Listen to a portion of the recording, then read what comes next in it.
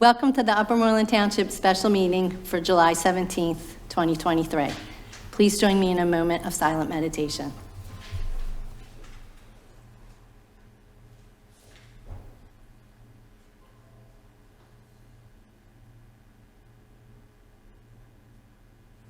Please join me in the Pledge of Allegiance.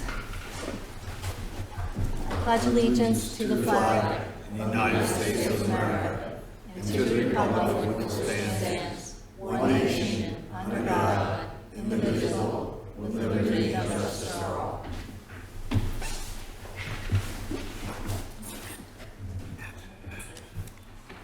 Okay, this is a special meeting. Present is Sean Kilkenny, our solicitor, Nick Skoll, commissioner, Kevin Spearing, commissioner, myself, Cheryl Lockard, Sam Valenza, commissioner. Welcome back, Sam. And Matt Hanlon, township manager. And Commissioner Whiting is on. Oh, thank you. And Commissioner Whiting. Hey, Charles. Oh, say it again. Hello. One item of new business. Okay. Is there a motion? Motion to recommend the conditional use hearing 2300-12. Motion to, oh, go ahead. Read it. Actually, that's the wrong number. Yes. May I, Kev? Just as well. Yeah, go ahead, do it. Motion to approve the conditional use application submitted by Federal Realty OP LP for the property located at 10-170 Park Avenue, known as the Willow Grove Shopping Center. Yes. Second. Is there a second? Second. Aye. Vice President Walker, I know there's been a lot of interest in the community in this. You just like me to read the conditions publicly so everyone understands, kind of listen. Okay. Might be it. Thank you. Thank you very much. Okay. So there's a potential motion to go ahead and approve the conditional use, but the board negotiated with the applicant and Mr. Garrity a series of conditions. They want to commend the applicant and the board. There was a lot of back and forth to get to this and a lot of negotiation. So condition number one would be the use shall comply with the testimony and evidence presented by the applicant at the June 5th conditional use hearing. Two, the applicant shall screen the exposed portion of the walls of the parking garage structure in a manner other than painting, which is commercially reasonable in cost and subject to the approval of the Board of Commissioners. Three, any future application for a mixed-use residential building on the property shall not be permitted to take advantage of bonus provisions provided for in the Moreland Township Code of Ordinances, TC1 district, or in any subsequent amendment, and should not be permitted to exceed 45 feet in height, except in the sole discretion of the Board of Commissioners. Four, conditioned upon PennDOT and Montgomery County approvals, applicant shall provide a mid-block pedestrian crossing, including Last page. rectangular rapid flashing beacons across Willow Avenue East Road. Five, applicant shall undertake the satisfaction of the township, design the improvements compromising development in an ecologically sustainable manner, so as to be at or near the ability to receive LEED certification from the U.S. Green Building Council. Six, thank you very much, Commissioners. Six, applicant shall align the access drive. It will lane to Park Avenue, the crosswalks, and any ADA improvements constructed therein to align with the current shared access of the township and library to Park Avenue.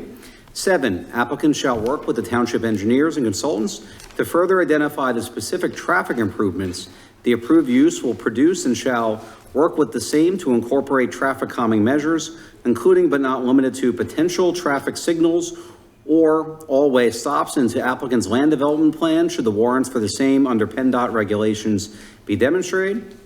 Eight, conditioned upon PennDOT and Montgomery County approvals, applicant shall restripe the eastbound approach on Park Avenue at Eastern Road, SR 611, to provide a dedicated left turn lane and a shared through right turn lane.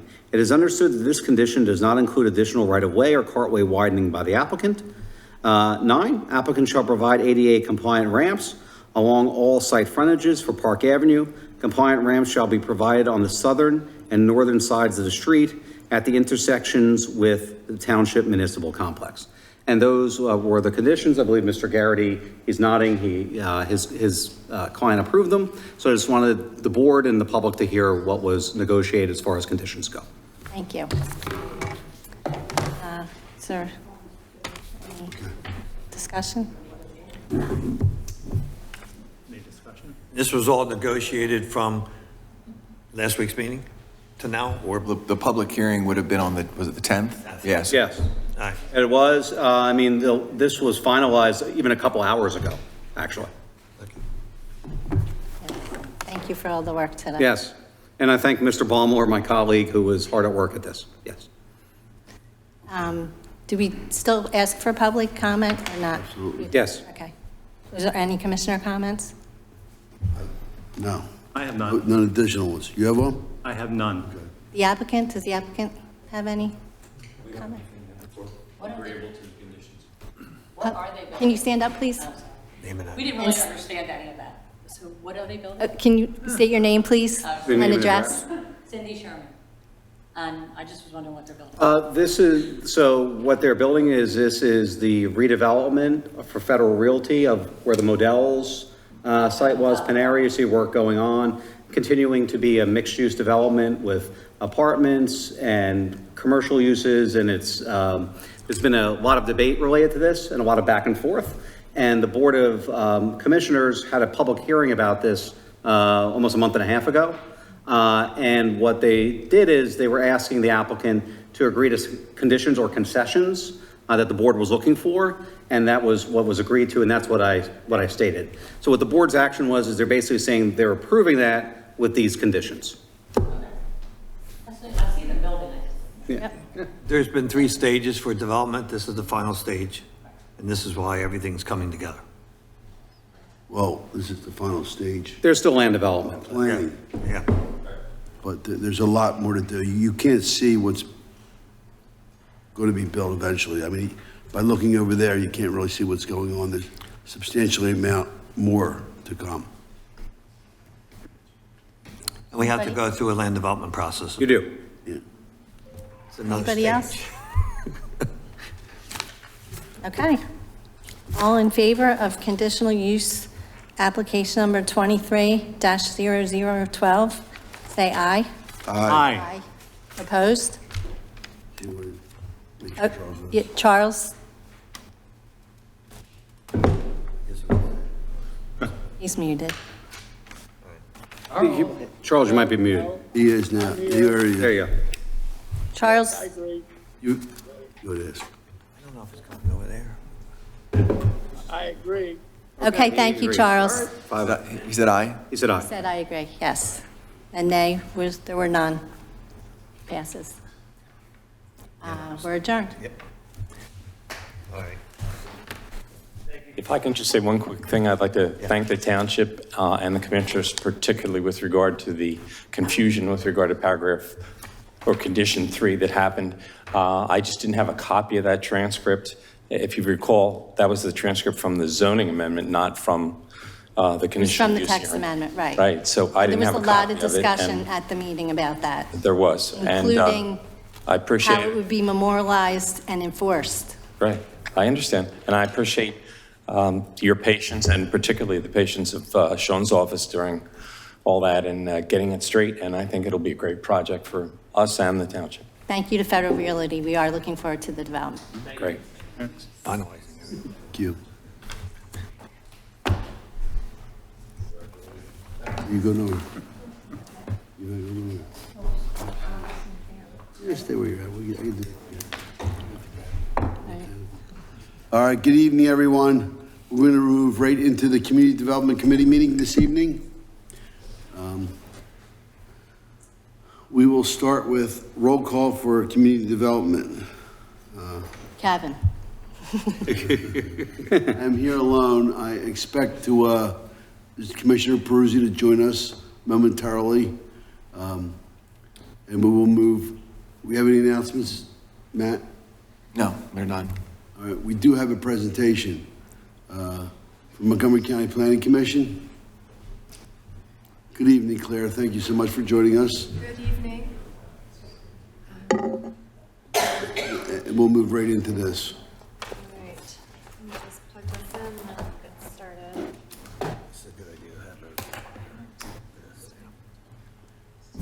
Mathis is up next.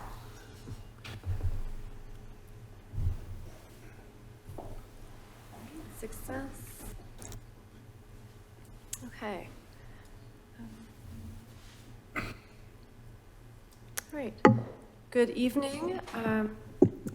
I'm Claire Warner from the Montgomery County Planning Commission, here to present a status report on the zoning update of the comprehensive zoning rewrite as part of the implementation of the Upper Moreland 2040 comprehensive plan. So the presentation tonight, we'll just do a brief overview of the project, of where we are now, and the phases of the project that we're going through, a brief refresher on zoning and what the importance of this update is for, and how it relates to the comprehensive plan. I will review the zoning map and zoning district changes, regulations of uses, parking and loading, other miscellaneous edits, and then the next steps for this update. I was here previously in January to give a zoning update, and we've been giving updates quarterly, approximately. So this is one of the final updates I hope to be giving for this project. Okay, so like I said, I'm Claire Warner from the Montgomery County Planning Commission. I've been working with the Advisory Planning Agency, the APA, with the township, meeting monthly to review the zoning districts as in the map, as well as the regulations, general format of the zoning ordinance, and then presenting quarterly to the CDC. So the APA meets monthly to review land developments as well as this ongoing project. We've been working on this since about February 2021 and are continuing onward and getting towards the end of this process. So I'll cover that in the next steps at the end of this presentation. So why are we doing this now? We are, per the comprehensive plan recommendations, we're simplifying the zoning districts and making zoning text changes to make it more accessible, to implement modern best practices in planning, and to ensure cohesion and consistency throughout the entire document. So zoning is one of the many tools in the planner's toolbox that is meant to regulate the uses of land. It was, ideally meant to separate uses as a way to prevent nuisances and ensure the health and well-being of residents. But it's transformed today to be a little bit more design-based, and so some of the updates that we'll have in the zoning ordinance will be addressing the context of residential districts, the context of commercial districts and industrial districts, to ensure that they are not just like straightforward regulations on what kinds of uses we have there, but how the uses relate to one another and create the kinds of environments that we want to see in the township and that were guided from the comprehensive plan. So some of the key recommendations from the comprehensive plan are to ensure compatible residential infill and expansions, to continue to allow a sufficient number of apartments and condominiums, which is required by state law, encourage adaptive reuse, and to create development hierarchy within the township from higher intensity areas to lower intensity areas and having those transition zones, and to create user-friendly zoning. So again, that's part of the general updates that are in the zoning ordinance, beyond just the regulations and design regulations, but making it a more usable document for people that want to be able to come in and develop in the township, to be able to make it more accessible for them to see straightforward what's required in the district and what's permitted. Okay. So here on the screen are the the existing land use map on the left and the future land use map from the comprehensive plan. The future land use map is really the roadmap for how the zoning changes will be made in the township. And I think you can probably see through the colors here that they're substantially the same in many ways. So The residential districts are unchanged. Some of the simplification that I mentioned before with the zoning map, it has to do with consolidating some of the districts for more consistency along some of the commercial corridors. But primarily to just look at what's on the ground, to confirm that what's on the ground is appropriate and is reflected in the zoning ordinance. So this is the current zoning map. And the recommended zoning map would implement these changes. So the residential districts, as I said, are largely unchanged. There are the shades of yellow and tan and brown. And then there's just been some cleaning up and consolidating of the other districts to address areas that may be appropriate for redevelopment, to encourage redevelopment in certain areas, and to make sure that the standards in some of the commercial areas and around transit are pedestrian friendly and attractive for the people who are living there and the people who are visiting the township. So I'm going to go through each of the large categories of the types of districts that we're editing, and I will summarize the main edits, and then we can, if there are any other questions at the end, we can save those for that point. But I'm just going to do a broad overview of these changes. Okay, so the residential districts, the goal of the districts and the comprehensive plan and the zoning is to maintain that neighborhood character that Upper Moreland has in a lot of their areas. There are some that are lower density and some that are higher density, and so we're keeping those as they currently are. Because it's primarily built out, the premise is that we would want to have that new development that would be consistent in character with the existing neighborhoods. So the existing land use map revealed that the zoning is generally consistent with what is on the ground today. Therefore, there are no substantial changes in terms of the dimensions of the residential lots and building proportions, et cetera. However, we did incorporate some standards for traditional neighborhood development, which is permitted by the state in terms of zoning and what can be regulated. So that includes principles of the form of certain dimensional standards that would be taking the context of the neighborhood into account, and I'll go through an example of that in a moment. In terms of the formatting that I did reference earlier, just for clarity and user friendliness of the zoning code, the chart at the bottom illustrates how the dimensions for each of the districts will be laid out in a cleaner way rather than being spelled out. So this is just it's not super fascinating for someone that might just be reading through this, but it's just a way to make it a more accessible document. Okay, so the lower density residential neighborhoods are the R and R1 districts. There are 5 R residential districts. These are the lowest density and large lot districts in the township, and a lot of them include or abut environmentally sensitive areas, which are addressed in the code. The R2 is more suburban in character. They all are predominantly single-family neighborhoods. And like I said, there weren't a lot of changes except for some standards for, in this case, garages as just an example. So in these lower density neighborhoods, garages would be required to be set back from that front facade. And this is just one of the ways that rather than having the garage be a very prominent feature, it would be set back, illustrated in this picture here, to de-emphasize the garage as the front of the house, and you would have the house be the main feature that you're seeing in the neighborhood. This is, like I said, an example of the traditional neighborhood design that those types of standards and design standards are being integrated into zoning more commonly now as a form-based code approach. Okay.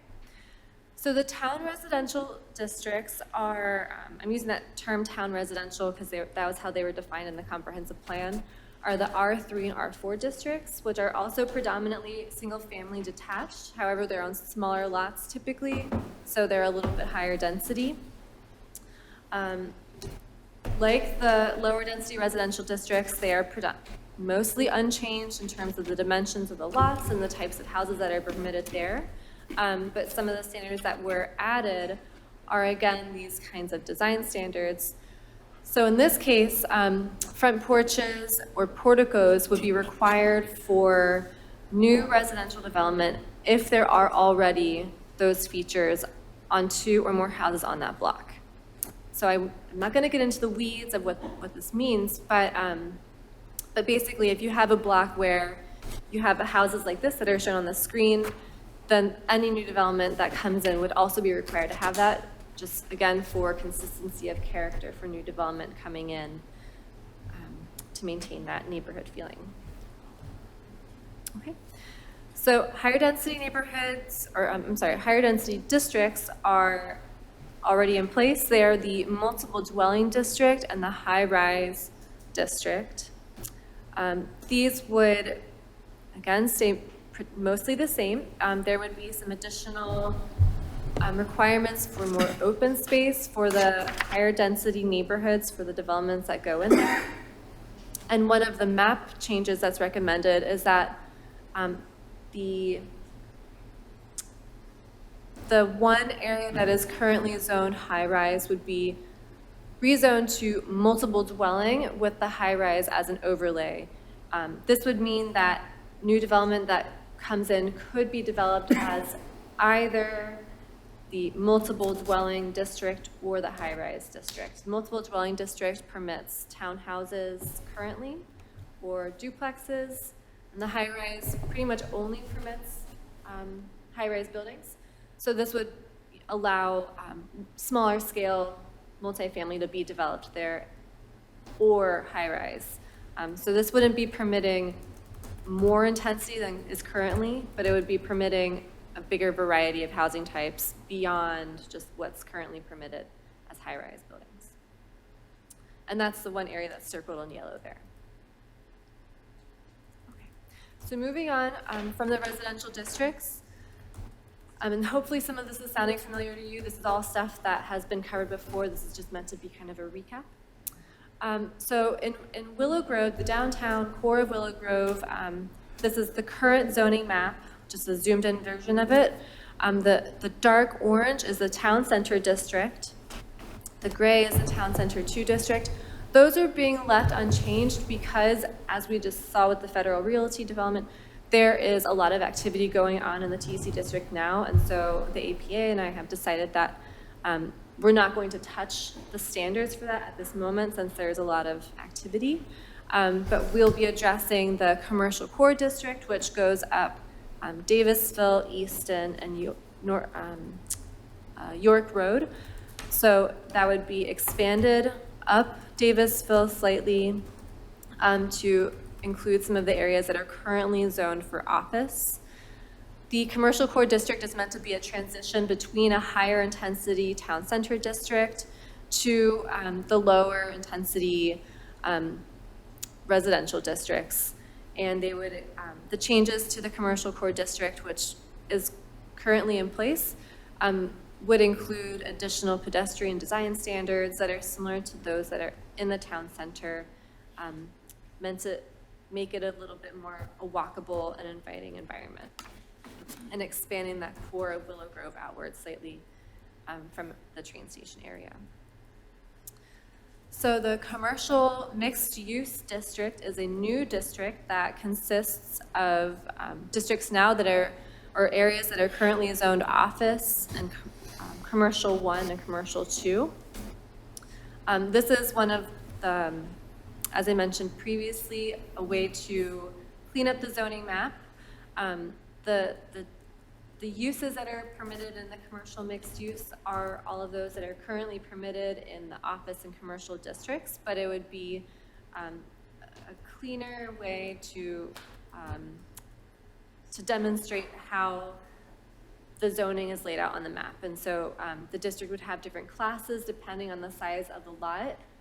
So you couldn't have really intense districts or intense uses on smaller lots. They would be only allowed on larger lots that you tend to see closer to the turnpike area. And since these are going to be along the commercial corridors, Easton and Davisville and York, further out from Willow Grove, they will include building standards and streetscaping standards to, as new development come in, enhance the streetscape of those commercial corridors and make it a little bit more hospitable for people that live nearby. So the business center district is a new district recommended from the comprehensive plan in the area that is around Maryland Avenue, where the Executive Muse development is, that office complex. This area was highlighted in the comprehensive plan as an area that could potentially be appropriate for some kind of redevelopment, kind of building off of the office park design that is currently in place. The Power Line Trail, one of the county cross-county trails, is supposed to be developed through that area, so this would be an area that could be appropriate for a mix of uses such as residential, office, research and development type uses, and so the new business center district is really meant to be geared towards that kind of mixed campus type environment. Again, these have some standards that would improve the pedestrian access through the area, but would still be in character with a more suburban office landscape. Okay. The last district that I'm just going to briefly go over is the shopping center, which is a current district. This would just be updated to reflect the opportunities that could be available in the future for redevelopment of the parking lot. And so there are a couple different shopping centers in the township, and understanding that shopping centers do have these large parking areas that could be redeveloped with additional buildings or other improvements in the future. The standards in this district would be reflective of those kinds of changes that could be seen later on.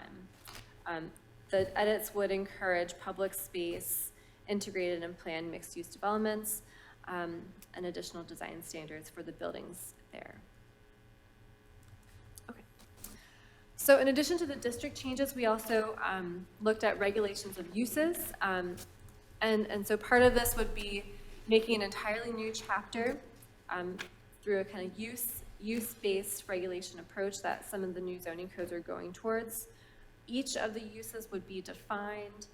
They would be labeled, such as the one that's up here as an example, F4 professional services. They would be labeled and defined, and then have their regulations all in one spot. Again, this is meant to make the zoning easier to read, easier to understand. Everything's going to be in one place. So in addition to standards that might be in the specific districts, every use would be regulated in the same location in the zoning code. Again, this is not super exciting, but it's just meant to clean it up and make it a more useful, user-friendly document. Okay. The parking and loading, I also went through this at one of the previous presentations. The parking requirements for all of the uses have also been organized in a similar kind of format as the use regulations. So rather than having the parking regulations kind of spread throughout each of the districts, they would all be in one location. The parking standards have been updated to reflect the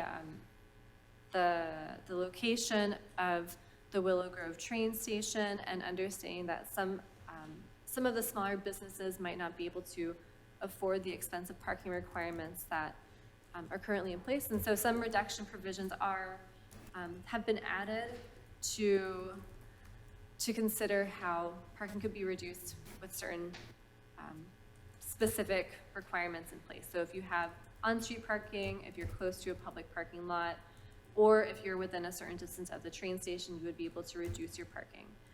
These are all for commercial uses, so it's really meant to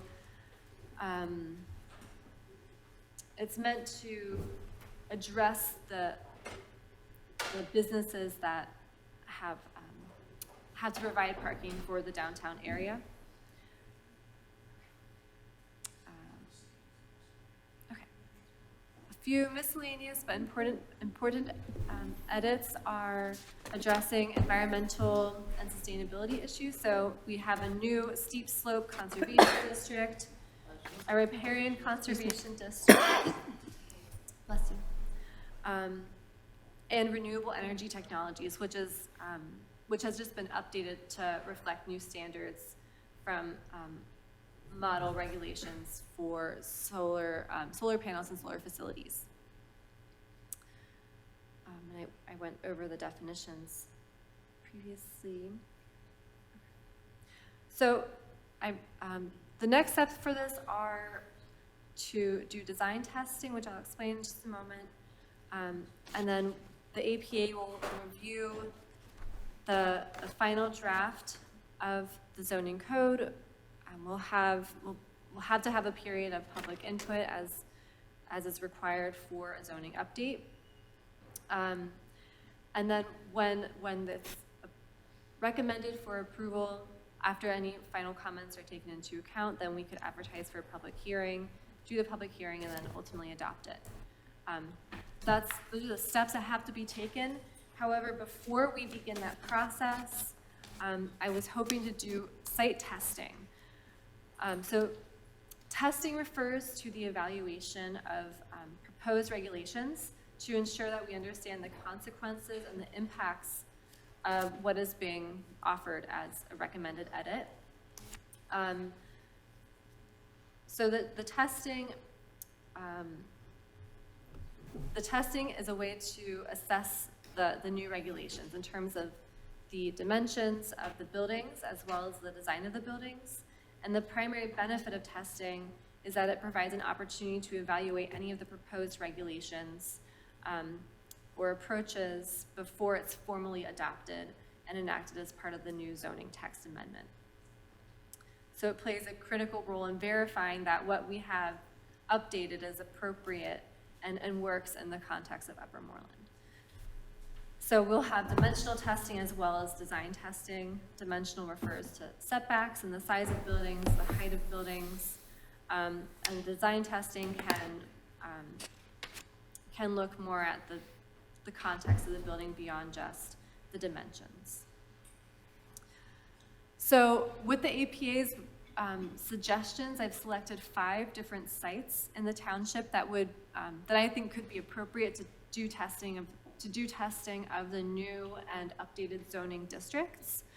And I'll go through each of those. There are just 5 of them, and hoping to be able to get the board's feedback on if these seem like appropriate areas to do testing, or if there are other locations that might be better for that, what I just described as to make sure that the new regulations are appropriate. Okay. So the site 1 is on Davisville Road between Moreland and Easton. The only issue with this one is that it's in the TC district, which is not being changed. So if we did a test of this site, it's outlined in yellow. You can see it's kind of long triangular shaped parcel.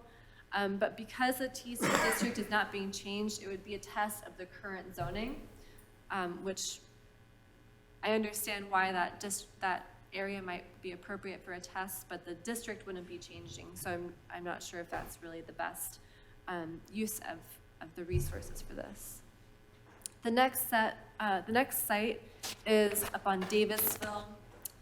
These are a few different parcels that have been grouped together to show how new development could be on this property. Doesn't have to be this property necessarily, but something on Davisville, and how the current zoning as commercial core could be done in an appropriate way on Davisville Road. Similarly, on Easton Road, this would be in the new commercial mixed-use district. If a site on Easton Road were to be developed in the future, how would that look and interact with the street and the surrounding neighborhoods, thinking about the setbacks from residential areas and the setbacks from the street.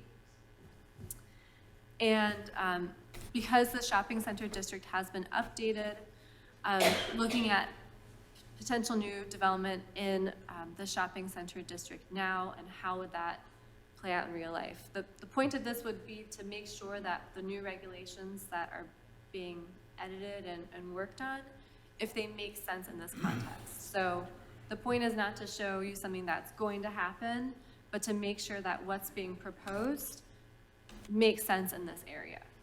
So that's another site location. And another site is on Davisville Road in the industrial district, to make sure the industrial district standards, again, make sense in some of these smaller locations on Davisville. So those are the sites that I've selected. Are there any questions? Oh, yeah. Okay. I know I covered a lot in this. I covered Well, summary of the zoning. I covered some potential projects that Montgomery County can help with in the future. So where should we begin? so I want to tell everybody that's here and everybody's listening that this is a lot of work. And I want to thank the APA and Paul and the whole organization that got together to make all this happen. I know, like, this is just an overview, it's not comprehensive, but I had a little bit of a problem with garages. Okay. That, like, we have a lot of garages that are a building, a breezeway, and a garage. Is that a detached garage, or is that an attached garage? It's, I believe To the house. it's detached. What do you got, Paul?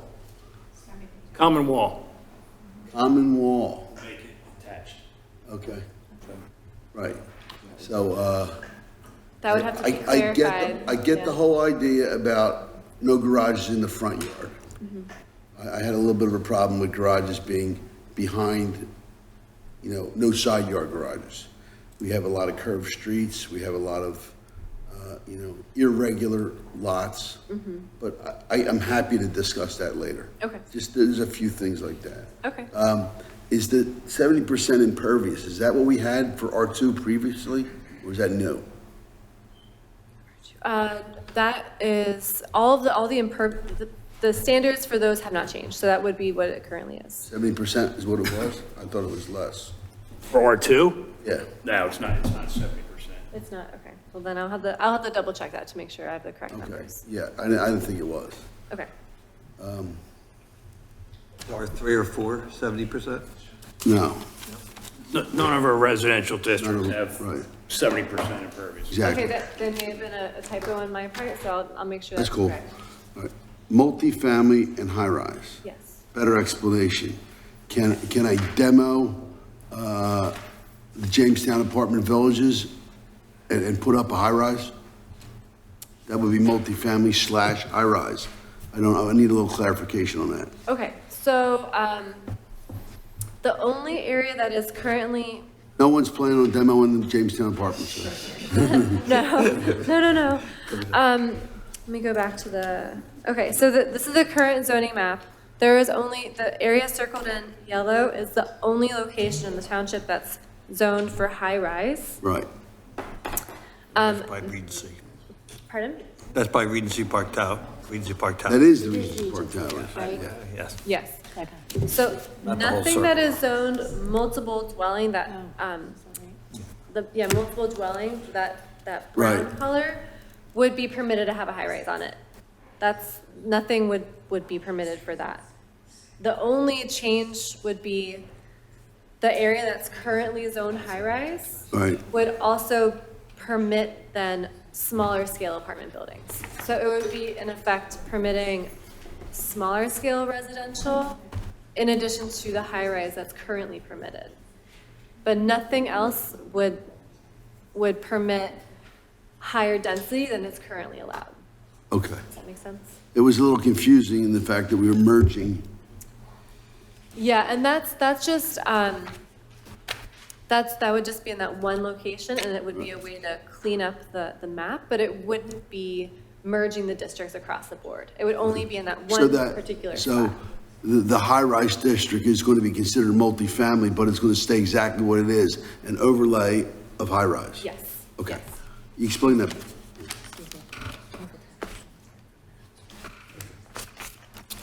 Okay, Sorry. I was very concerned about some of the uses that we have excluded, like adult entertainment, marijuana processing, Suboxone distribution. We identified those in specific places where they would not be impactful to the community in the same way. So I was wondering what happens to them when we merge those I districts. There are other ways that you can restrict the location of those types of uses, that they would only be permitted by conditional use or off of certain roads. I can check to make sure that we have those standards in place. I have to look at that again. I don't have it in front of me, so I can't say offhand. But I can look into that to make sure that that they're not permitted everywhere. We have 3 ordinances, I forgot the billboards. So there's 3 ordinances that we have installed so to protect the Different. residents. So they can, you can't restrict their use, but you have to have a location for it. But I think it's between the turnpike and you get, and the train tracks. Will wind down, maybe It's direct, you're right. It has- Piney Road. Has to be facing the turnpike. So I don't think those definitions are changing at all. No. But I will. But you're right, if you Keep that in mind and I'll expanded, check it. if you expanded a multi-use district and there was a setback from a residential. And I like the idea of porches, I really like that. And I'm wondering if that became part of our zoning ordinances, would that, so would that, if people wanted to fall in line with the neighborhoods, would that ease up the front yard setback if an existing house wanted to add a porch? Can you repeat that question? Would it? Okay, so this is pretty much for, you said R2, R3 with the porches and porticos and Yeah. so, and they're specifically identified for front yards. Yes. So we have a front yard setback restriction. And if you want to expand your front yard with a porch or a deck or, something that gives you the neighborhood approach, you got to go to zoning hearing board for your setback. I believe that we said the porches would be permitted in the front setback. So the measurement would be taken from the front of the porch to, or I'm sorry, the front of the house, excluding the porch, to the front yard or to the front, the curb line. So either 8 foot or 4 foot in addition to the house. Because the front porch is allowed 8 foot deep and the portico would be 4 foot deep. So Or I'm thinking a portico, I'm not sure what a portico is, but it's roofless, doesn't have a, It has a roof, it's just a smaller, okay. like a little covered entryway that's not the full porch. And to go on Kevin's question, if you, in the picture here, some of them may have half porches and some of them may have full porches. So if most of the houses have half, would you be restricted to only being able to have a half front porch instead of a whole? There are the dimensional standards, so I think, and that's a good question. In that case, had to look at whether it would qualify as a porch or a portico, depending on the dimensions. And then, that's a good question in terms of the style. So I think the idea would be that if there's one porch and one portico on the same block, you'd be able to choose which one you want to do. So there's some discretion of Right. the developer. That's up to zoning hearing board technically, but yeah. I just wanted to know if this would exclude them. Obviously, it's allowing either. Yes, yep. And the unified, what did we call that? Previously, we called it Unified Development Community.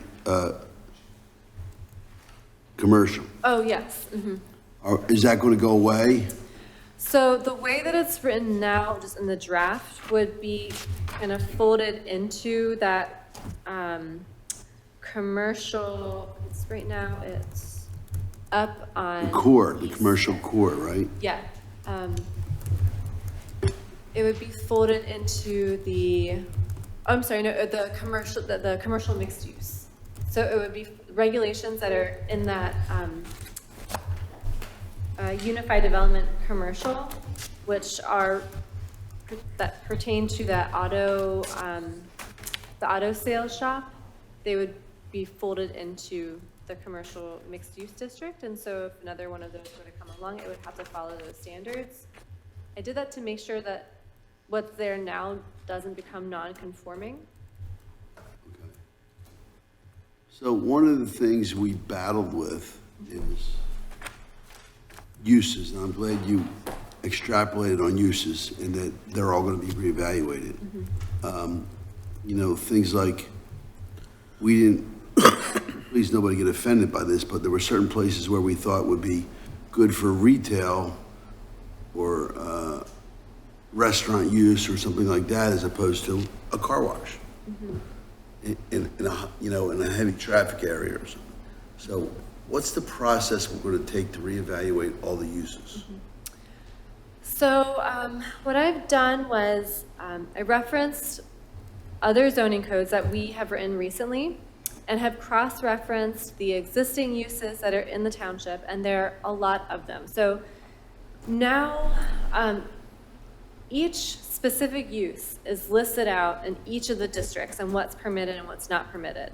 So rather than having to name each one, and sometimes the names are not the same. Like they're essentially the same thing, but the names aren't consistent, which makes it a little bit challenging when you're reading through it and trying to understand what's this referring to, what's it not referring to, how does it differ in different parts of the township. And so the use regulations clarify the name of the use. So in some cases that would mean changing the names of the uses, but the definitions ensure that we're trying to capture everything that's currently being regulated now, just updating the name of the uses. So can I ask something related to that? So are there any parcels that will not be able to, not still have the right to do a use that they can now? Are there any parcels that would? That can no longer have the right to do a certain use? Like a C1 in a car wash, or a C2 in a car wash. Or commercial building made of residence. The intent was not to do that. The intent's not to change the uses that are permitted in the different districts. It's just to clean it up and to clarify it so that when there's a use being listed, like a shop and a store, just as an example, they could be separate things, different things, or they could be the same thing. But because currently there's no really clear definition of what that is, they could be permitted one place or permitted a different place, but you don't really know if they're referring to the same thing. Okay. And what is a little bit So, fuzzy in terms of what it means. The professional district is very unique. How would you identify that? Like, you know, you have a business and a residence together. Now, it is permitted in several different districts, but the professional district itself identifies that professional use with a residential element. Yeah, there are like a professional office, kind of like a residential office district kind of use where you have a house that permits use professional office in it. Is that what you? I think you're right. I think it would be professional and house instead of. So is that going to be, the professional application is no longer going to be a district for this definition? So that application is going to get expanded to other zones? Yes. So if you have a professional, if you're in the house or a building and you are also living in there, what's that zoning going to be? So there are uses that are defined as there's home occupation, professional services, I'm so sorry, I don't have it in front of me, so I can't list the specific Bless you. names. But they're captured in other terms, other new uses. But yeah, you're correct, the district is no longer there. But the It is use- now. Yes. Yes. I'm sorry. So- In the revised map, it's no longer there, but the use is still there. Right, but it's no longer going to be a separation of residential and commercial, like a gateway into a community where you can have a professional office on the corner of a state highway, but the rest of the houses going down the street are all residential. So that's just going to go with the commercial district. It's not going to be peeled out. You go up 63, right past Bartram, all those houses. are- Yeah, there's a bunch of them there. And then if you go up Eastern Road, on the left and right side used to be, but when Office Max went in, just the houses on the left are all professional. And they had businesses, I'm not saying they lived in there, but they could have lived upstairs and had their business downstairs. This is part of the reason why I'm doing this presentation, to be able to get feedback from you. So if this is a big concern, then we can go back and reevaluate this to make sure that that's being addressed in a way that you feel makes more sense. If this district really serves an important purpose, I can, again, look at it. But the intent was to keep those uses. They're not going to not be permitted, but it wouldn't be in that specific district. Okay. But if, So one of the ways you could do that is by parcel size. Yes. That has a commercial, has Office. a parcel size that's a commercial application, that it would permit a residential use yes, if it didn't exceed so many square feet. yeah. Yeah, I mean, right now, in the draft for the commercial mixed-use district, it does differentiate different uses by parcel size. And if there are a lot of businesses that are in houses, and that might be something that we can look at more closely to make sure we have standards that address those specific places, that you have a house that's being converted into an office. There can be regulations that address those types of conversions. I'm done with my questions about that, and I'm going to let other people jump in here, but what is our next step? So the next step is to get any feedback that you might have, and then bring it back to the APA to discuss it. And then I also am going to be doing some of the design testing. We have planners in our office that are trained urban design planners, so they can mock up specific sites with different building layouts to be able to see exactly how the new or the proposed dimensions would work in specific contexts, and to make sure that those make sense, the dimensions make sense, and the design makes sense in different locations. And that's basically a way to check the work that we've done so far. So that's what I plan to be the next step, and I'll discuss that further with the APA when I meet with them on Thursday this week. Any other commissioner? I got, He said he got it. I'm looking at your map and I see that doggone TC1 is still where it ought to be TC2. In other words, if you look at your TC1 area, it surrounds Church and Cherry Street on three of the four sides. And I thought the purpose of TC2 was to prevent tall buildings being built around residential areas. So I urge you, please make TC2 go all the way down to Moreland Road in between, not in this map. Okay, so the donut holes should all be, The very bottom, oh, where I the white understand. is, Okay. it goes into the red, that's where I That should be think. yeah. TC2. Okay. Yeah, I brought this up. Only the, Yes, you're right. We have discussed this. Yep. I think that's just the places right on Moreland Road, though. so Right. I'm just saying, down to the railroad tracks, beyond the railroad tracks, it's all commercial. And it doesn't overshadow homes. But if you allow high-rise buildings along Moreland Road and, all around that neighborhood, we're going to be surrounded. And I don't think that's right. The whole purpose of TC2 is to be a buffer between the high. So, Commissioner Skull of the First Ward. During the whole town center format that was developed, there was Church and Cherry were specifically peeled out of it because my understanding was they were afraid that they were going to get sent out of their homes. Do you feel that that was the reason that we were going to kick people out so they could get for That redevelopment? was a long time ago. We're talking about the Red Lobster days and the. Yeah, well, so do you think we should revisit Church and Cherry being included in TC2? I want them to be TC2. I do I mean, too. the whole, They're not.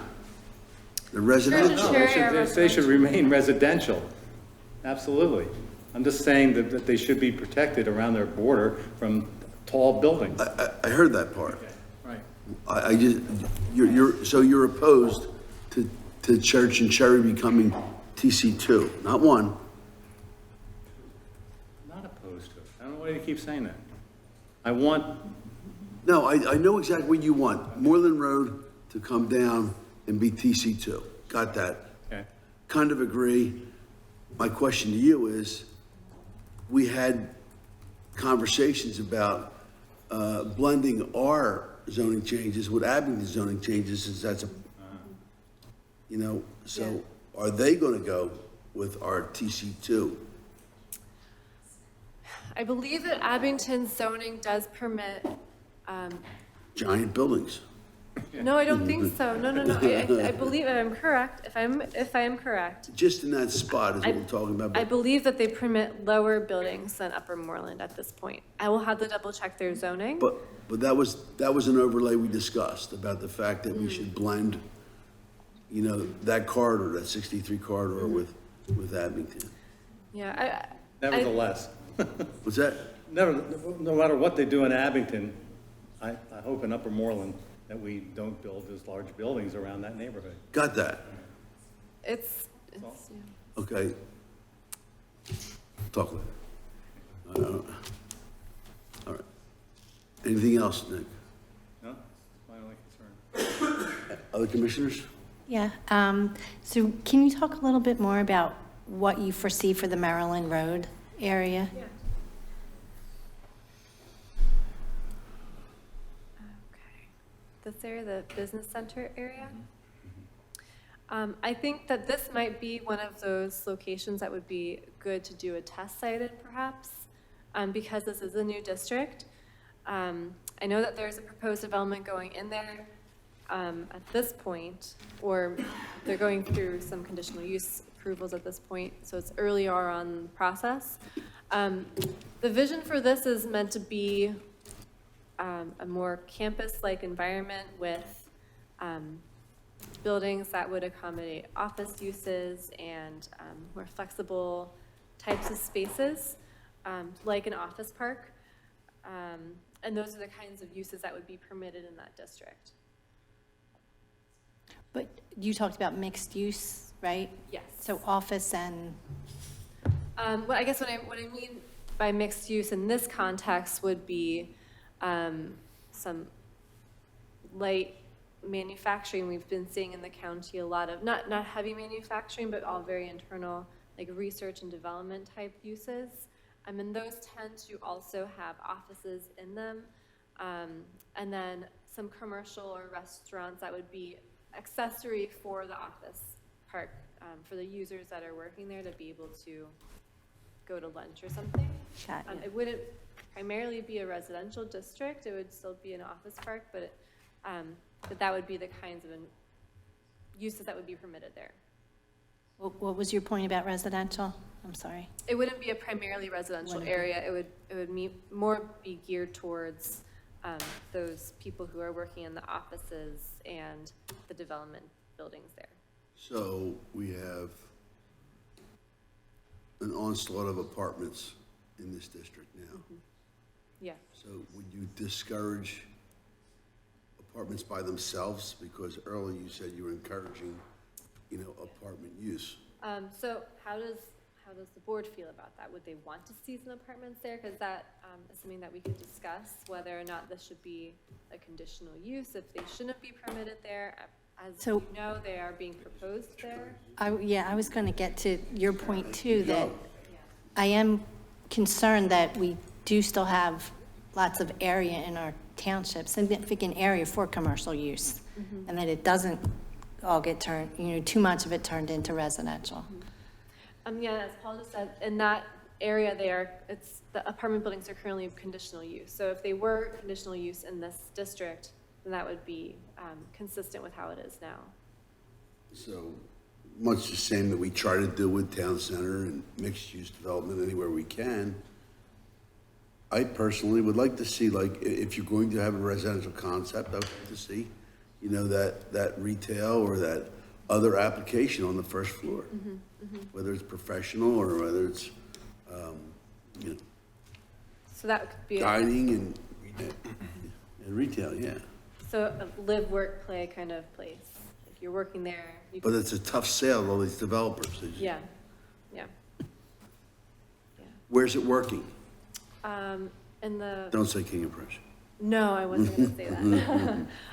I know in the Fort Washington Office Park, they've been seeing a lot more residential being proposed there. They actually had to put a cap on the number of apartments to go in.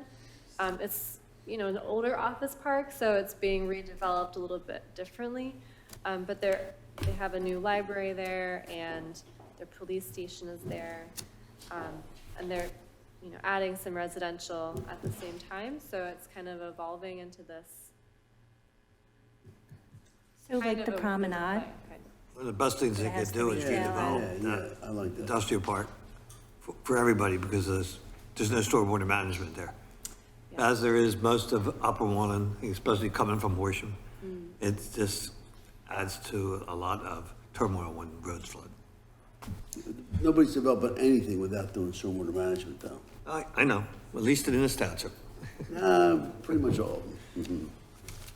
But just in this area here, I think we have 5 apartments. We're going to have 5. Yeah. We have Chaparral, the Jamestown, we have the hotel that we just approved to be converted, and we have the place right next to Legion. We didn't convert that. Didn't they? Yeah. 2405, Maryland Maryland Road. Apartments, yeah. And we have And the executive Muse. coming in, yes. So potential for. 5. Potential. How's that? All right. Yeah, so like those 2 latest ones, we had that challenge with stations at Willow Grove. Got a lot of resistance about retail on the first floor. And the other 2 apartment complexes that are in that district, 0. Zero retail? Retail or professional incorporated. So all those people are going to go over to the little shopping centers. No, walk to the promenade from here. That's a good example of another one that's being redeveloped as a mixed-use place, right across the street. I have just one more question. Do you? No, I'm good. Are there any significant items that were discussed or that other municipalities are doing that is not currently in our rewrite? Not that I can recall at this moment. I think some of the, as I mentioned towards the end, the riparian corridor conservation district was a recommendation in the comprehensive plan. So there's a new, that would be acting as an overlay as well for those areas near streams. The steep slope conservation district, also a new district to address those areas of steep slopes. Renewable energy technologies, that was already there, but was significantly updated to bring it more up to speed with more recent regulations. But no, I can't recall offhand if there's anything else that is being addressed by other townships. The point of this is to be able to be up on top of the more pressing issues these days. I can't recall. Is there anything in particular that you think should be addressed that I didn't cover tonight? No. Institutional. Oh, institutional, that is, staying as it currently is now.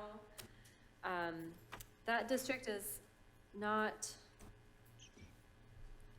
significantly changed from what it is currently. Would you consider institutional how, like? So like we have an item on our agenda tonight. Excuse me? You know, the school district has acquired a property in the commercial district. Is that what the zoning is? C2 for the, 509 Daysville? yeah, That's at, office. it's O office. So that's now an institutional application, correct? Or is that? No, it's a professional office use. It's an office use what they're proposing. They're not going to put a school there. So there's no educational concepts that are going to be included? There are no buses going there? Or? Administration. Administration. Okay. Welcome. But Commissioner, there was discussion of possibly using it for other private uses in that same building. Yeah, I conserve those comments for when we discuss it on the agenda this evening. Yeah. So the office district is going away. It's being folded into the commercial mixed-use district. It's not a standalone district. So then we're going to have a definition of a district, and we're going to break that down into where this use is permitted in that district and where this use is not permitted in that district. Well, the districts are really meant to define broad areas and what can be permitted in there. If you have a district that is exclusively for office, it's a little bit restrictive in what could be permitted there. So the point of having a broader office like the commercial mixed use, and it could be a different name, of that mixed use district, then it would be permitting offices as well as commercial uses and a variety of stripes. So it's meant to be more flexible rather than being solely one specific kind of purpose. Which seems good with the current office market. Yeah. That's true. Yeah. But again, if these are significant issues that the board has, I would be happy to discuss it more with the APA and then think about how we might want to reconsider this if this is going to be some larger issue. I did. Sorry. Test sites are going to be the next thing that we're going to hear about. Yes. So I just went over them very briefly tonight, and I understand that probably my time is coming to a close.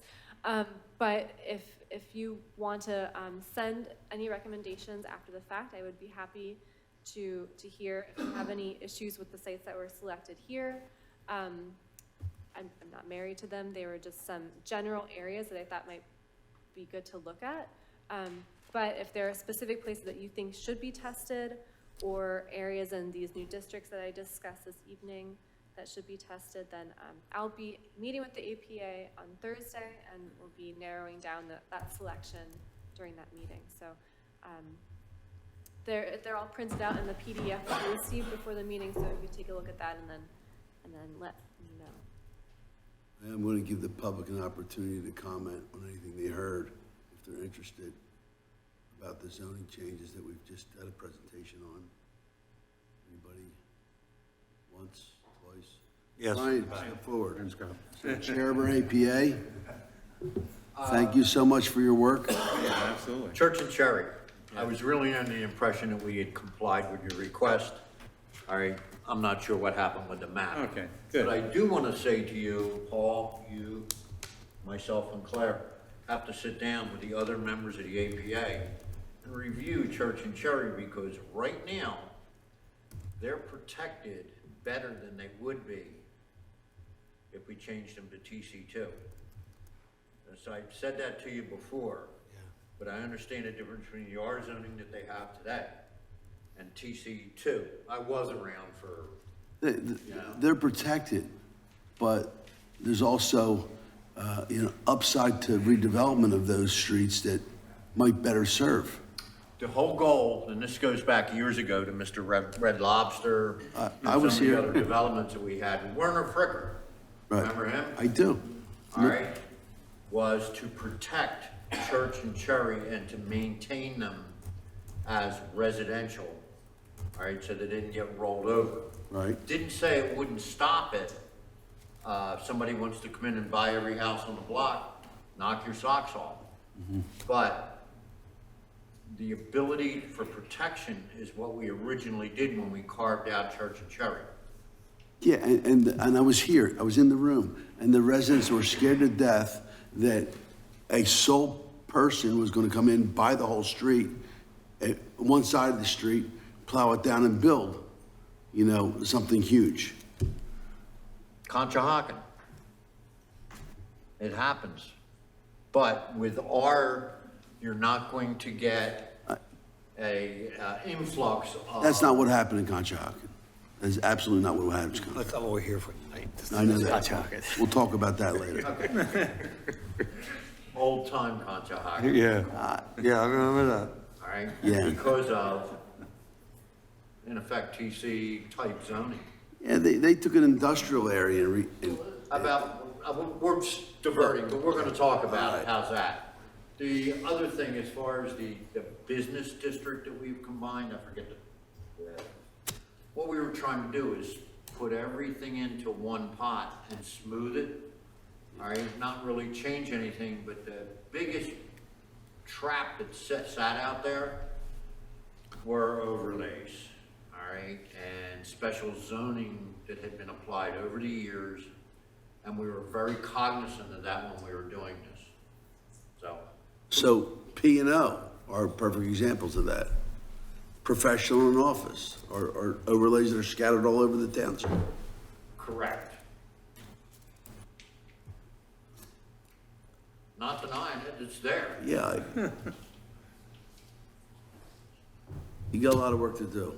Thank you so much for working Okay. hard. Ciao. And I will send you my comments. Thank you, Claire, for your time coming Yeah, in. thank you. And all the Thank work you you very guys much for your did time. with the Want to APA. jump in here at all? I just have a question. Yeah. Can you start from the beginning? Hilarious. The language for these the zoning changes, when do we get to see that? I am happy to send some drafts to you Okay. this week. I know that I had sent some earlier on in the process, but some of the more recent edits haven't been sent to you, so Okay. I can send that to you. All right, yeah, because I would love to read what some of these new Yep. districts mean and, you know, Yep, compare them to the ones that were removed. Okay, or consolidated, I guess is a better word. All right, thanks a lot, Claire. Okay. Thank you for your very time. much. That completes the presentation portion of the CDC meeting. And let the agenda, the record show that Commissioner Peruzzi, Code Enforcement Officer Paul Pertel, Dave Alcier, our Public Works Director, will please come up and join us with the Community Development Committee meeting. And the rest of the board. All right. We're excused. I have to say that twice. Get out of here. Man, would you like delay that as long as possible? Hi, Sam. So you gotta jump. What do you gotta do? We're gonna do musical chairs. Hey, George. You're in Mr. Hirsch's seat. Oh, yeah, you're I'll right. switch over two. Oh, you're okay. Confused? Yeah.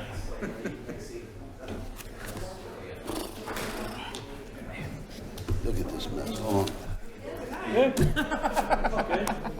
That worked. I hope it does. Not too good. I'll use my spoon here. You don't have to for me. It needs to get cleaned You anyhow. don't have to do that for me. All right. How you doing, man? Hanging in. First time I'll wear a pair of pants. What's that? First time I'll wear a pair of pants. Right, yeah, shorts, yeah. I got, no, I got shorts, but can't wear shorts. Right. What's going on, man? Oh, I'll stay here, that's fine. Right, yeah. Stay here. But they're real thin. Right. But like, it looks like in work. Right, And I yeah. just said, let me try this because I got to. I got you. I'm going down this weekend. I've been down once. It was 2 weeks ago. And since October.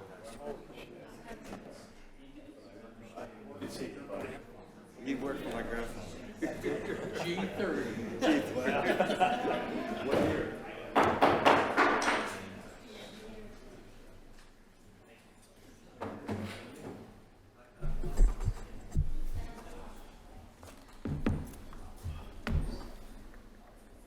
Okay, after the presentation, welcome to the Community Development Committee meeting. And we are up to, we completed our roll call. Oh, Jim Hirsch, our township engineer, is also here. Approval of minutes from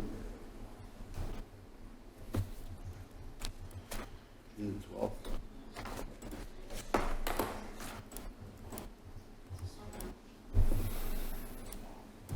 I have no comment. I think they were great. Okay, I got one comment, has me here, I was not here. what's that? It has me in attendance for the meeting, I was not here. I did see that. Okay, so we'll, and I have, the Troilo family, that name is misspelled. Where is it? On stormwater management concern, Sycamore Parkside, What number or letter? second bullet point, under 1 for stormwater. Letter C for township engineer and landscape architect. I'll have to get you the exact spelling, because I know that's wrong.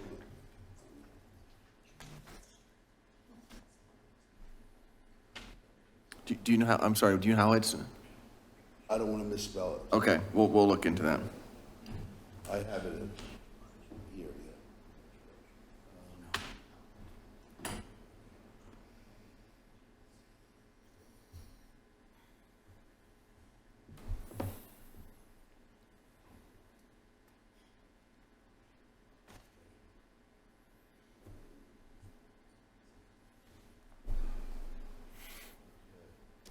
We're going to jump around a little bit here.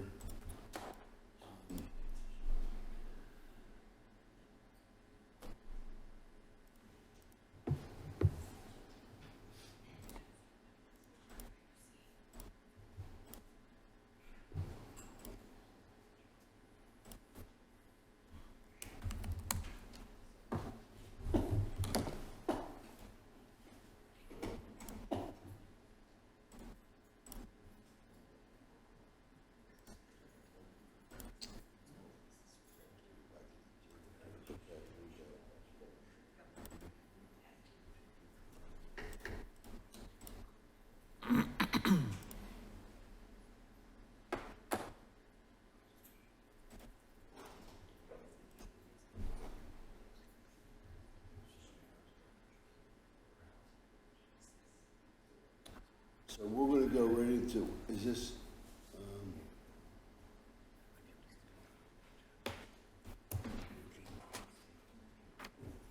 yeah, but where is that? Reports. Probably visitor comments. Okay, Yeah. so we're going to entertain visitor comments right now. And we believe that there's a large amount of people that are here for something that would appear on the Public Works departmental report. Public Works departmental report and recycling. And this would involve trash cans. So is there some public comment regarding this? Step up to the microphone and introduce yourself, please. Good evening. My name is Mike's on. Theodore Abel. For the record, that's A-B-E-L. I live at 1022 Pennypack Circle in Fulmer Heights. I'm here with some friends because I have some concerns about the announced trash collection system and policy. First of all, there is a huge upside. Animals can no longer get into our trash, which is not a bad thing. However, and I'm certain that many of you have had the opportunity to drive through Fulmer Heights, through Jason Drive, through Knock and Knoll, through Cherry and Church Street, and realize that as it stands now, there are difficulties with the recycling cans in our areas. Even though in Fulmer Heights we have the smaller 45-gallon cans, there are still difficulties in many parts of our community trying to find places to put the cans. Adding an additional 45-gallon can or 95-gallon can is going to compound that difficulty for us. There just is not the free space that there is on many streets in Upper Moreland, where you have a quarter-acre house lot or a third of an acre. That simply does not exist in those 5 areas. And I can speak specifically to Fulmer Heights. Secondly, as I recall from when I worked at the township, there is a 2-can limit at the moment for trash collection.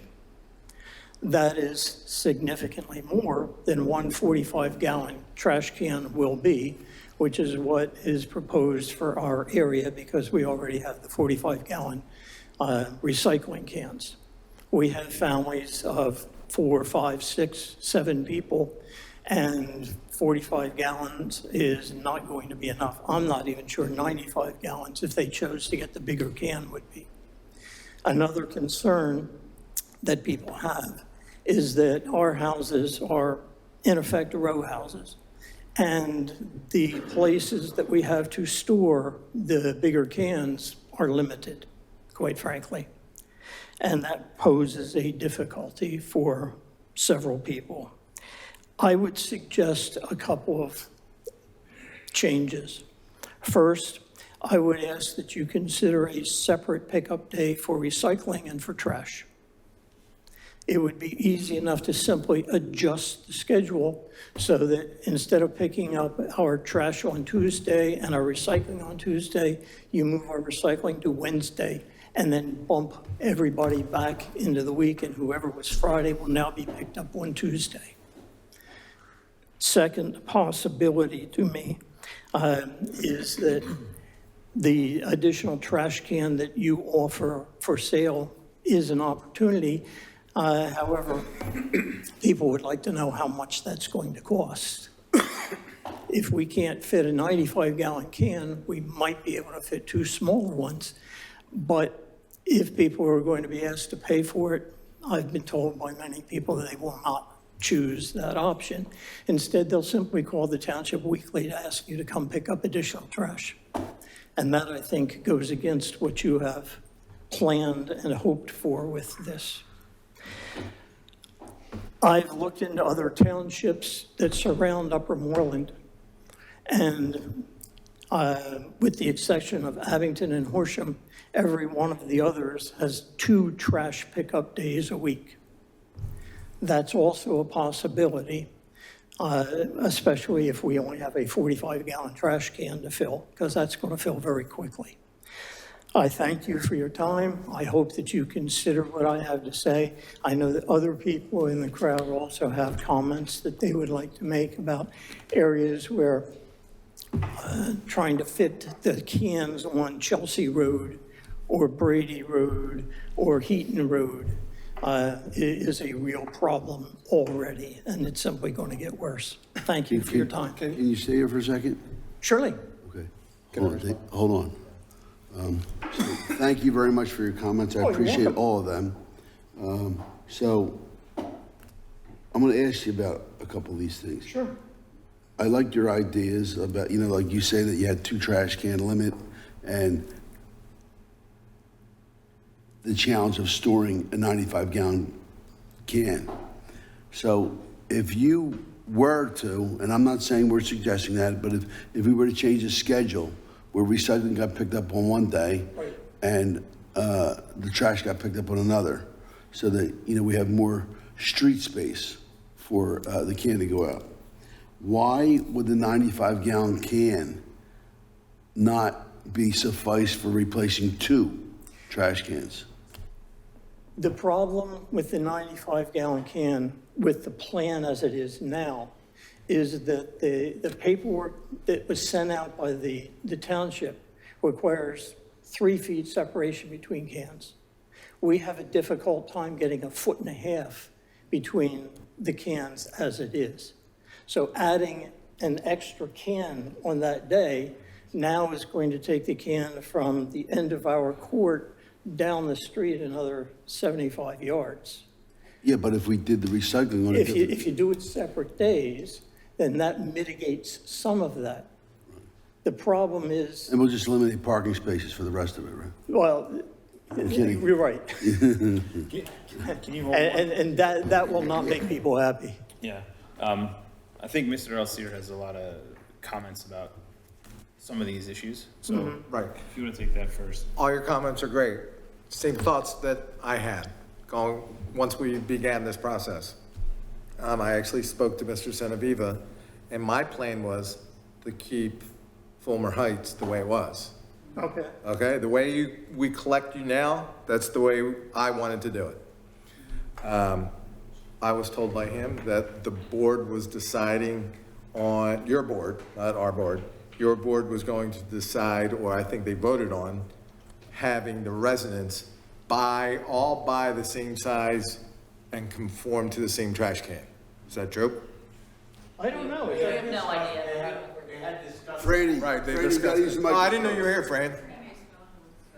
How are you? The board had discussed. Franny, you gotta use the microphone. You can pull this one out of your hand and put your hand there.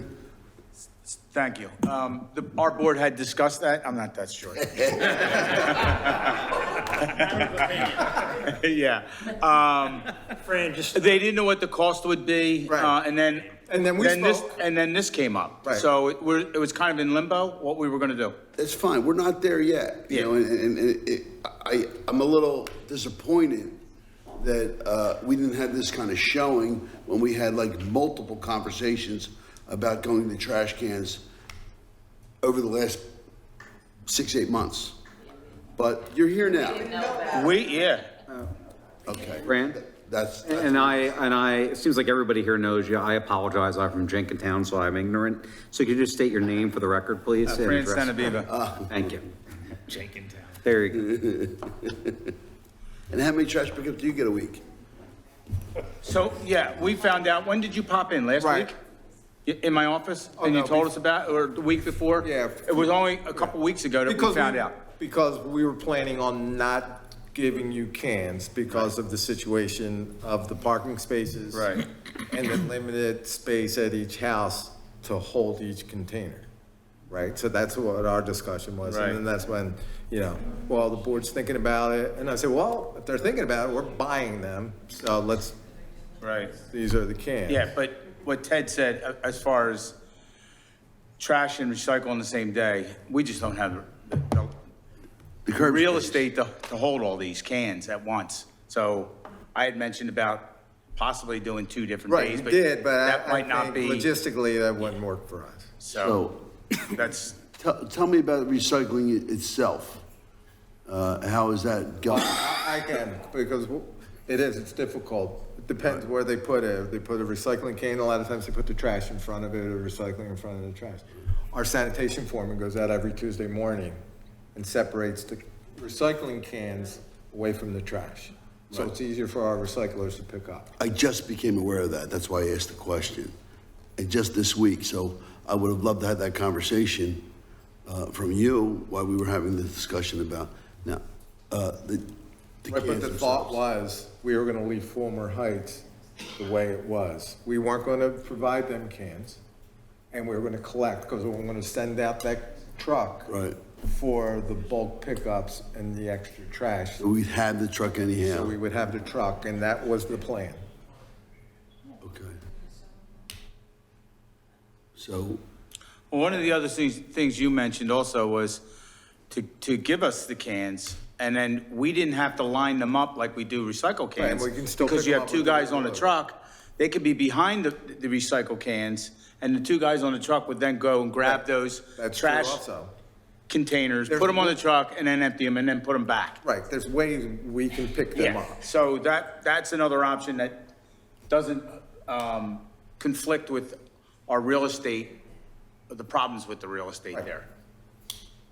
So that's something else to consider. Like, I'm very familiar with Fulmer Heights. So you have a lot of courtyard situations. So these trash cans have to come all the way out to the curb, right? Correct. And we have quite a few senior citizens. And for some of them, even getting the 45-gallon recycling cans out is a difficulty. Unfortunately, the way it's structured, we can't always get the senior citizens the houses closest to the street. It just doesn't work that way. For some of them. Just as much as a hardship of getting a regular can out to the street from. Well, if it's a bag, you can carry it more easily than you can moving a can. That's, for them, carrying the bag out is an easier process because you can put a little less in the bag and you can take 2 or 3 trips as opposed to one trip with a 45 or a 95-gallon can trying to get it out to the end of the court, especially if it's snowy. Fulmer Heights does a really good job of maintaining the walks, but still, there are times when it's difficult, especially for the seniors. No, Fulmer Heights is a great asset, and you've been taking really good care of it. I know, and Thank you. This is interesting that you have, and thank you for pointing out Knock and Knoll. Did we pick up trash there? No, we didn't. I didn't think we did. Okay. Okay. And is that automated with the hauler that's there now? Knock and all, I have no idea. It's Private, private, but I think it's not dumpster. private. Right. Yeah. I think they have a Okay. dumpster area. Okay. I'm fairly confident they do. Yeah. I have 2 comments. Sure. So the first one is, thank you very much for bringing reasonable suggestions. Oh, you're welcome. That's a breath of fresh air, so I'm sure that lots of you discussed that, and when you provided were good, reasonable suggestions that we can talk about and try to find a solution. So thank you for that. And then the second one is in regards to not knowing about agenda items. We post, and this is just general statement for the entire population, right? We post our agendas every Wednesday or Thursday for the upcoming meeting. All of these conversations are public. Everything's listed on our website. I highly recommend that everybody looks at it because every week we're talking about some kind of issue within this township that affects you in some way or another, whether it be development or trash collection or road work, anything like that. So Stormwater management. Stormwater management, In big deal, Fulmer Heights. especially for Fulmer Heights, exactly. So just take a look at that. There's a lot of good information. I mean, we have these meetings 3 times a month and they're very productive. So we encourage you to come out, bring your popcorn, hang out and enjoy. Sadly, I missed that announcement because I do check the township website frequently. Very good, So, all right. thank you. Well, then we'll see you again soon, I'm sure. I will be here. Excellent. All right, Mr. Abel, thank you very much. My pleasure. Thank you. Thank you. Other members, other people want to comment on the recycling and the trash containers? Come on up. Please introduce yourself. Hi, my name's Karen Terry and I live in Fulmer Heights. I have a handicap and I'm a senior citizen. A large can like that, I could never get out to the curb. And I don't have anybody. I don't have a man in my house. I don't have a man in the neighborhood that could carry it out, take it out for me. So it's up to me to do it. And I don't know how I can. So that's my contribution to it. So can I ask you a question? How are you making out with the 45-gallon recycle can right now? I'm okay with that. It takes me a while, but I can get it out there. Okay, well, thank you very much for coming here this evening, and You're welcome. thank you for your comments. Anyone else? Okay, we're gonna move on from that subject matter. We knew that there was a nice presence here for this, and we will continue this conversation. Come on up. Well, Karen, I live in Fulmer Heights, I'm Cindy Sherman. I have a senior that lives like right behind me, and she puts her recycles in my recycling bin because she can't walk them out. Okay. And she takes her 1 bag of trash and puts it in her wagon and walks her wagon out, usually. And there's no, like, we have, my trash can would be full. Like, I wouldn't be able to say, oh, you can put your trash out, because we have trash. Right. I mean, so I just feel like that's for a lot of people, that's a problem. A lot of the older people getting their trash cans out to the curb. Okay. Anyone else?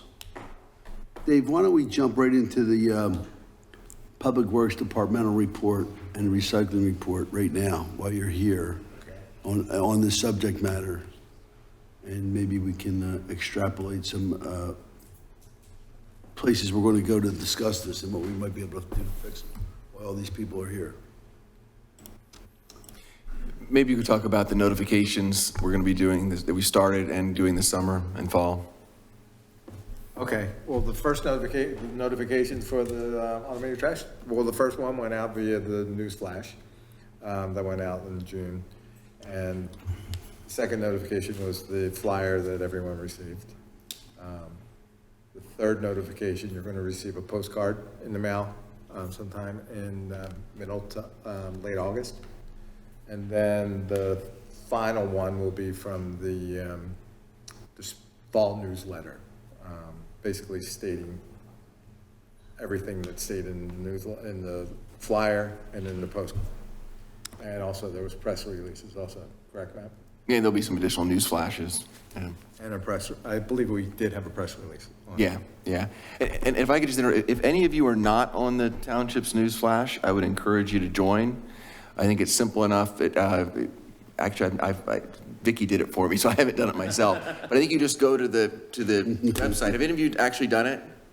Yeah. When I moved. Oh, yeah, a while ago. It's my understanding is very simple, but if you go onto the township's website, there's a way you can click on and getting the news flashes. And we wish we had a lot more people on it. We have about 8,000 households in the township, and I think we've got about 1,000 people that are getting, households that are getting the news flash. So that's an easy way to get a lot of this information. It just comes to you in an email. You could discard it if it's not anything important to you, but good information. So I would encourage everyone to join that. Yeah, you get notifications of if trash is delayed or trash is canceled because of inclement weather during snow.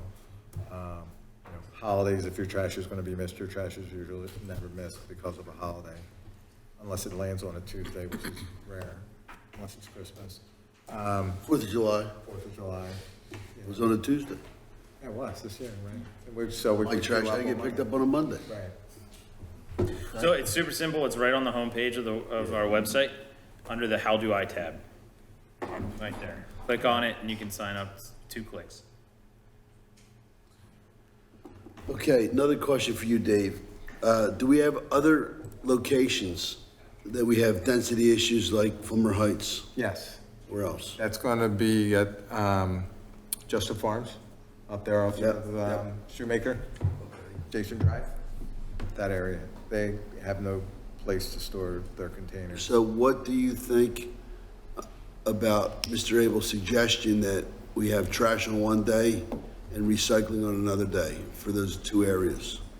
For those 2 areas, we can't do it on a Monday because Monday's our free day and our yard waste day.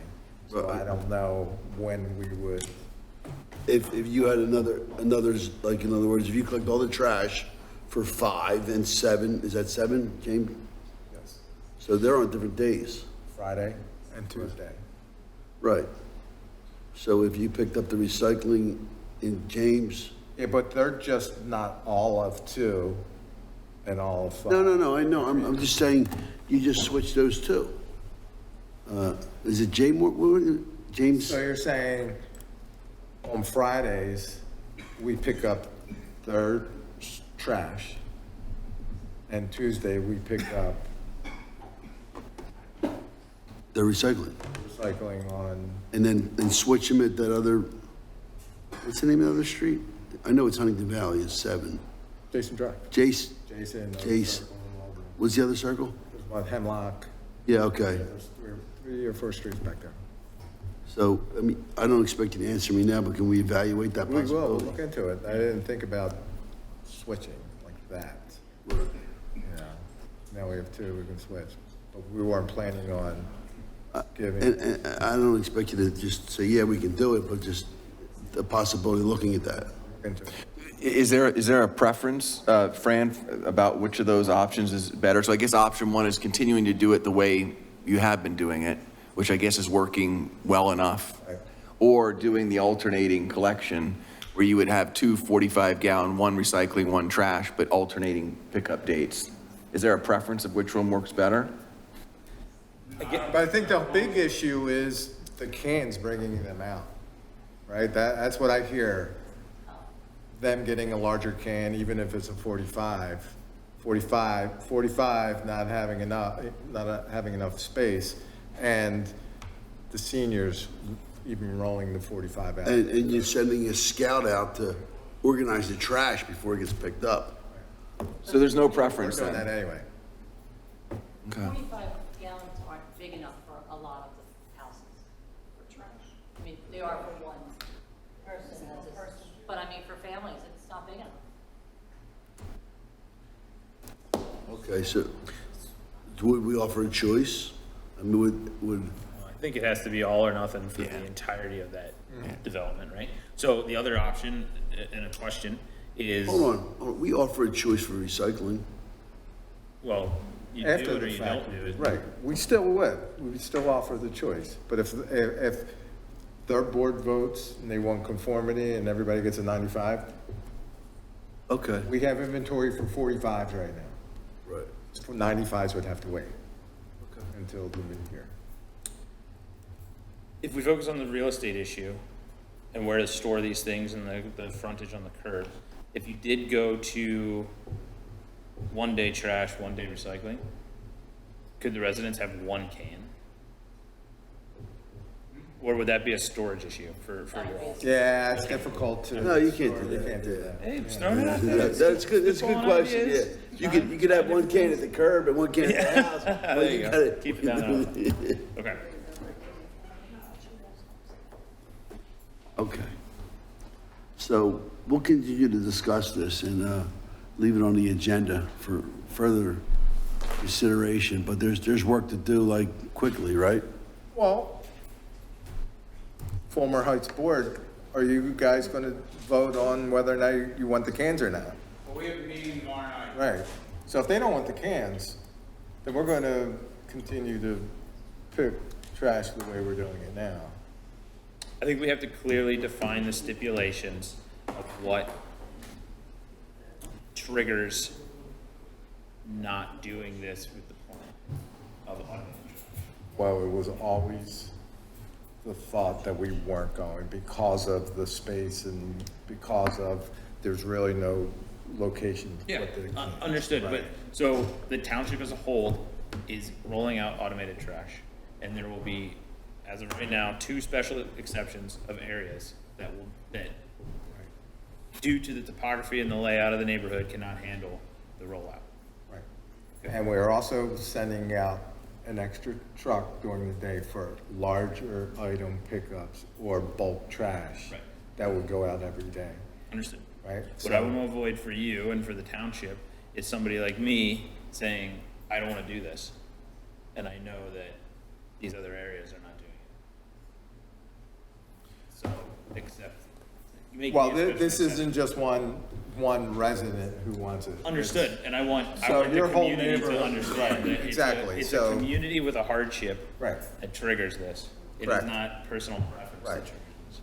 And this is not uncommon in communities where you have certain neighborhoods that need extenuating circumstances. But I think that if it's only 2, we're very lucky. Understood. We have a lot of uniformity. But it sounds like that between the Fran can represent the board and Dave, they can probably work this out. And it's just a matter of which option. If either option works for both, you just pick which option. And then I think Dave says he can implement either one.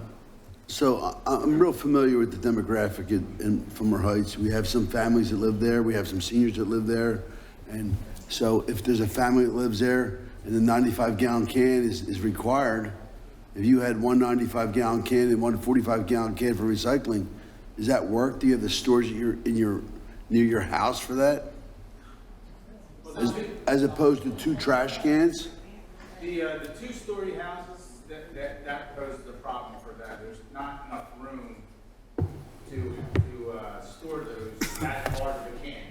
So they have 2 trash cans now and a recycle can. They're like a 30-gallon trash can. So they're putting the white tall kitchen bags in the trash can, or they're putting them out on the trash pad. Microphone, requirement.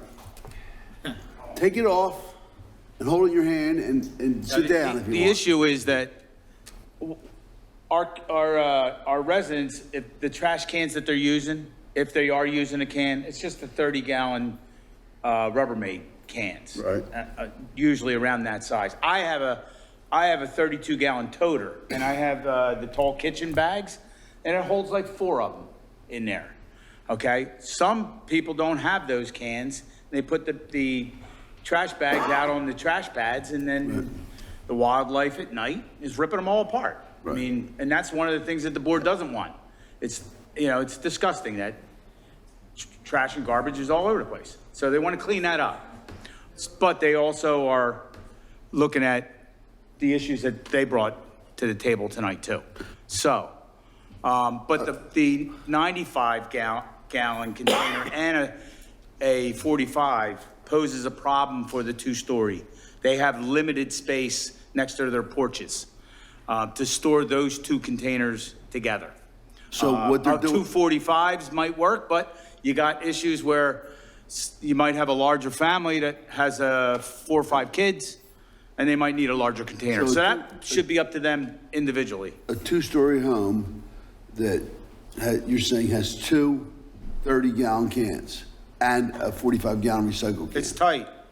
Yeah. It's really tight. So, I mean, I move these things all the time in my own house. That's pretty much what I do every day, every week, is I have the 95-gallon recycle and 2 individual trash cans. So I think that side by side, the 2 30-gallon cans, and I just offer this as conversation for you guys when you take a vote. I think, that we should be able to offer you a choice of a 95 or 45 for your trash. If you're a senior, you don't want a 45, don't want a 95, you should be able to have a 45. And if you have a family, you want a 95 or 90, whatever it is, I think it's doable. But, I'm hearing what you're saying. Yeah, you're thinking and I'm outside looking the at box. footprint, I the get it. footprint of a trash can. Yeah, we can make those changes. Whoever wants a 95, 45, that's fine. Like the volume, the space that a 95 takes up is probably no larger than the base of The that. 230s. No, base of that This here. podium right there. Right, but I'm. Yeah, and it's less than 230s. Yeah. Right. And it holds a lot, but it is heavy to get out. But it's wheeled and they're very strong. Right. And I don't expect an answer. I just offer that as conversation when you guys have your community meeting about how you're going to decide to do that. Right. And that there are options. Okay. Thank you. And you can get a list from all the tenants or the residents. Yeah, I can- You can say this, That I can do. one of 45, 95. Well, thank you very much for responding to the letter that came to your house. Appreciate that. Thank you for sitting. You're welcome. And hopefully we get some more Newsflash members. That would be great. I want to continue with your Public Works report. Okay. I have nothing further to add to my report, but we'll gladly answer any questions. Why don't you give me an update on paving? Paving, milling started, what was it, on Monday. So we've been, what they finished, Richard, started last Wednesday, I'm sorry, started last Wednesday. Richard's done, Church is finished, Quigley's finished, Summit's finished. They're on Patterson, they'll be doing Patterson and Rob shortly. They might have gotten there today. And then from there, they're going to shoot over, do the road, 2 roads in Ward 5. Then they're going to go around, or 3 roads in Ward 5. Then they're going to go and do, it's Jarrett, I think we have Jarrett on the list. Then they're going to go in Ward. So when do we expect milling to stop? Probably end of next week or the middle of the following week. and then we're gonna, There were 17 roads that needed to be milled. and we're gonna be paving. We're starting paving on this coming Monday, Okay.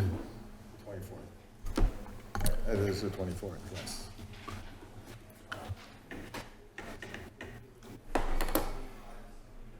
Okay, Commissioner Spearing, can I suggest, I think we have folks here from letter B, yeah, I saw that, I just wanted to. yeah, give and them an opportunity. letter E. I suspect letter A may have some discussion.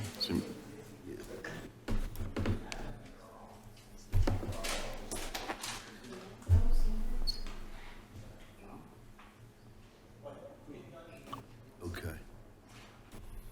Do that.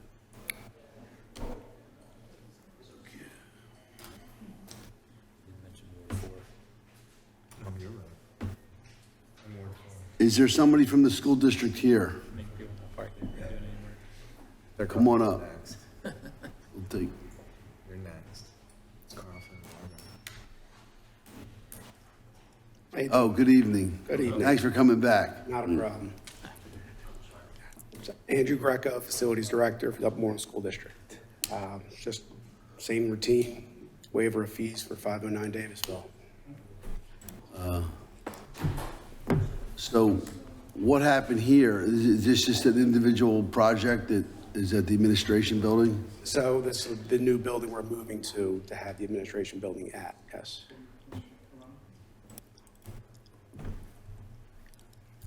I'd prefer to see these waivers, requests for waivers with the presentation of a plan, so we know exactly what we're getting into. Okay, not a problem. I can, obviously don't have anything right now, but I can put something together for So you. what's the timeline for the administration building? We're hoping the job will be completed by January, February of next year. That's if we get started when we're hoping to, which would be sometime in August. So when you ask for these waivers for this particular property, are you discussing the Davisville Road property or the administration building on the campus of the high No, school? the Davisville Road property. Okay, and that's what I thought. So one of the things that we just previously discussed was that there was some discussion about that building being big enough to lease out space for other applications. Yes, there is space in the building so it's based off 3 levels. The first level is side entrance only. Second level is where the main entrance is, and then third level. Third level is all school district employees. And then part of the second level will be receptionist, HR, and then our board meeting room. And then the rest is all gonna be areas that'll be rented out for whatever tenant would like to rent. As of right now, to my knowledge, there isn't anyone renting, but that's also above my pay grade, and I'll make that decision. Right. Paul, have you seen all these plans? Yeah, they're currently under review, yes. And we met with Anthony and the architect 2 weeks ago? Week and a half ago? Just to review, just an overview of the project. We were waiting on a resubmission of the plans based on our initial review, so. Okay, so you're talking about like 2 floors of school district? It would be like a floor and a half. So if you look at the building, if you were to cut it right down the middle, the left side would be school district, the right side would be tenant space that can be rented out. Okay. And then the lower level is all tenant space that can be rented out, the first level, which is more so, to me, is just a concrete basement. So during these reviews, have we had discussions about taxable entities? That's really, that's not a building code issue. I understand that, but it's a, what we're talking about here is waiving fees for inspections for space that's going to be occupied by other than non-taxables. So this goes to my question from last week, right? Like, this is a big nut. This is not a $4,000 waive. This is a $66,000 waive. Yeah. And the last time we were looking at a similar request, I had asked to see if we had a total of how much money the school district has saved in permit fees in an annual year. So Paul's office is working on that right now. Correct. We're gathering that information. We're gonna go back a few years. Okay, all right. So it does require a little bit of research, because Yeah, understood, and I'm sure it fluctuates different years, and COVID years, it was close to nothing, and, you know, all that kind of stuff. Yeah. But, you know, They saved everything from me when I started. So. yeah, very good. Job security, you got it all covered. But yeah, I really do want to see those numbers, right? Because, to Commissioner Spearing's point, we get these piecemeal throughout the year, and we're happy to do it, because, you know, our thought process on this the entire time is it's all coming from the same pot, right? So Yeah. everybody in this community should get helped in the same capacity, the school district and the township. Our consistent response to this, however, is we keep giving you guys an olive branch, and we're not really getting anything back for the community in the same sense. In that, you know, people still have to, if they live here, still have to pay for rentals of fields, still have to pay to use facilities that are in these That's buildings. more so the rental fields as if it is an organized group that uses it. But other than that, if no one's renting it, anyone's allowed the field to open public 24/7. So Sure, but it's still an organized group that is operating out of this township, right? yeah, majority of them, some of them Yeah. are, not all, but. Yeah, so, you know, things like that. And I would be curious to see that number, because, you know, I would be willing to even propose something, once we get those numbers back, to talk about a cap, right? Like, we're willing to waive up to X amount of dollars a year in permitting fees. we've also asked Parks and Rec to take a look at, we don't charge the school teams to use some of our fields. So if we had charged some fee, there's that cost as well. Yeah, yeah, and I think to that point, right, it's fairness for the agencies, right? Yeah. And I'm talking to you because you're standing here, and again, Yes, like you said earlier. You are the above school your- board right now. Yeah, above your pay grade, so you It's have a to lot hear above this. my pay grade. Right. But that's an excellent point, right, Matt? Because we're pro bono allowing the school district to use our fields, and then I couldn't agree more. when we want to do them, we got to pay for it. So it's just not good. And, Good you point. know, I've been to the school board to make that same request, and I've been denied. So one of the things that I had proposed to the school board was, listen, you got a participation fee, and you applies to all your students. Yeah. You know, it's like, I think it's $15, it may have gone up. It's still 15. Okay.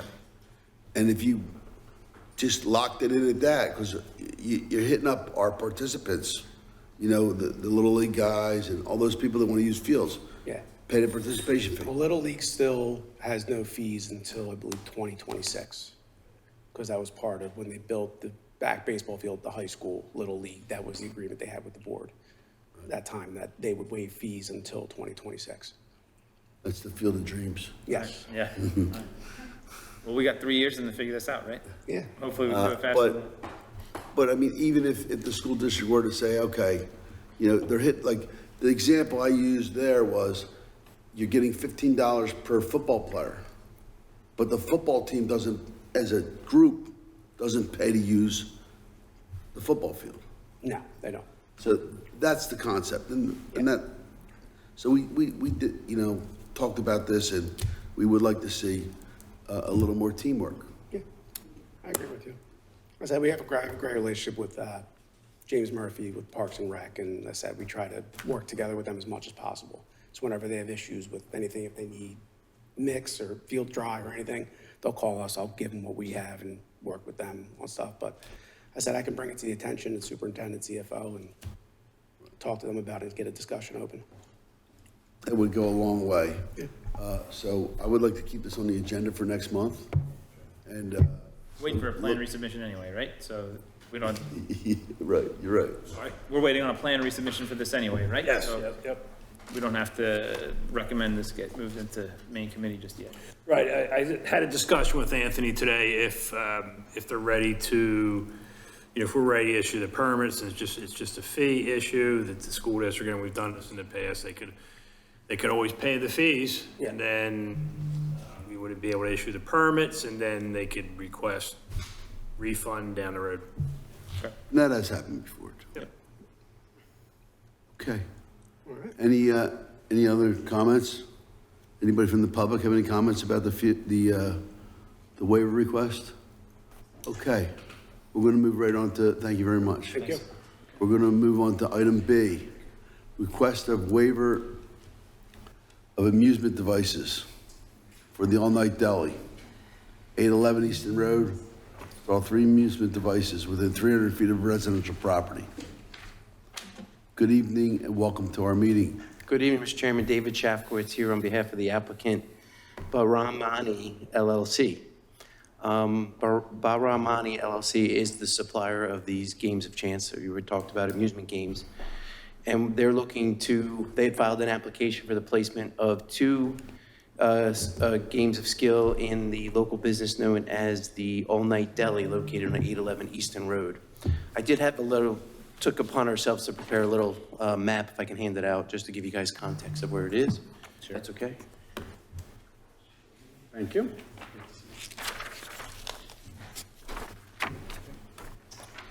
Thank you very much. Good to see you again, by the way. Thank you. Hey, how are you?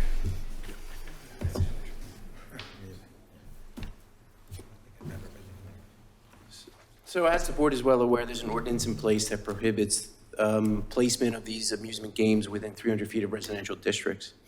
As it turns out, this particular location called the All Night Deli, I'm sure as the board is well aware, is a convenience store, deli, and surprisingly enough sells beer and other related products.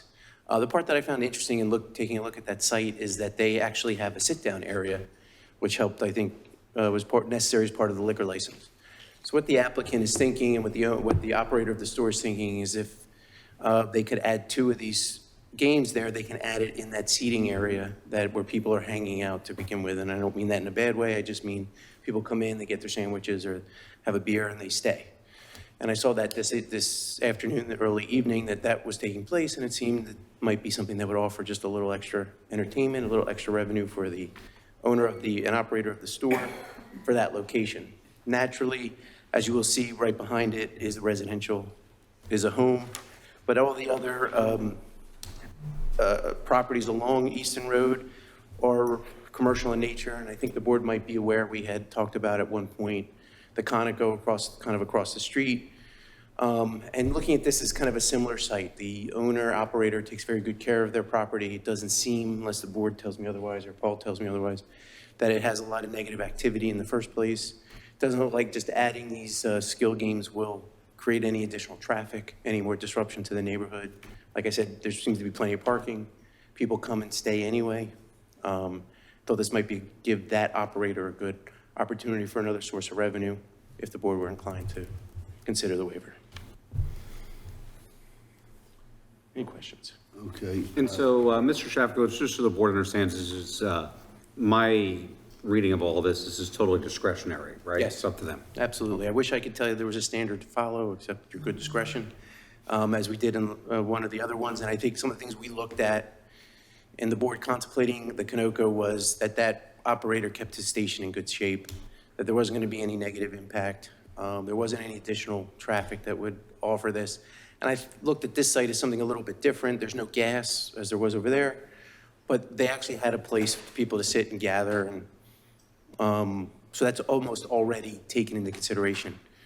I know liquor licenses are permitted, or the beer licenses are permitted where they are. I would think in today's world, we'd be more concerned about that, proximity to residential districts, but in today's world, we'd like to have everything we could walk to, so it's an added benefit, so. And are any of these devices in place there now? No.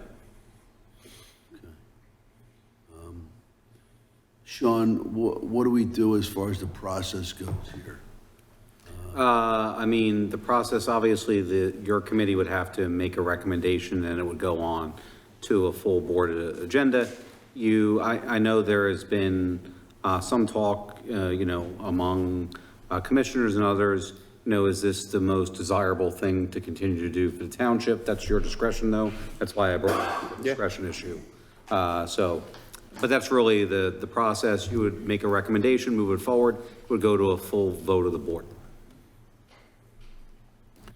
Okay, so one thing we realized from our earlier discussion is the residents aren't fully aware. We're not getting the message out.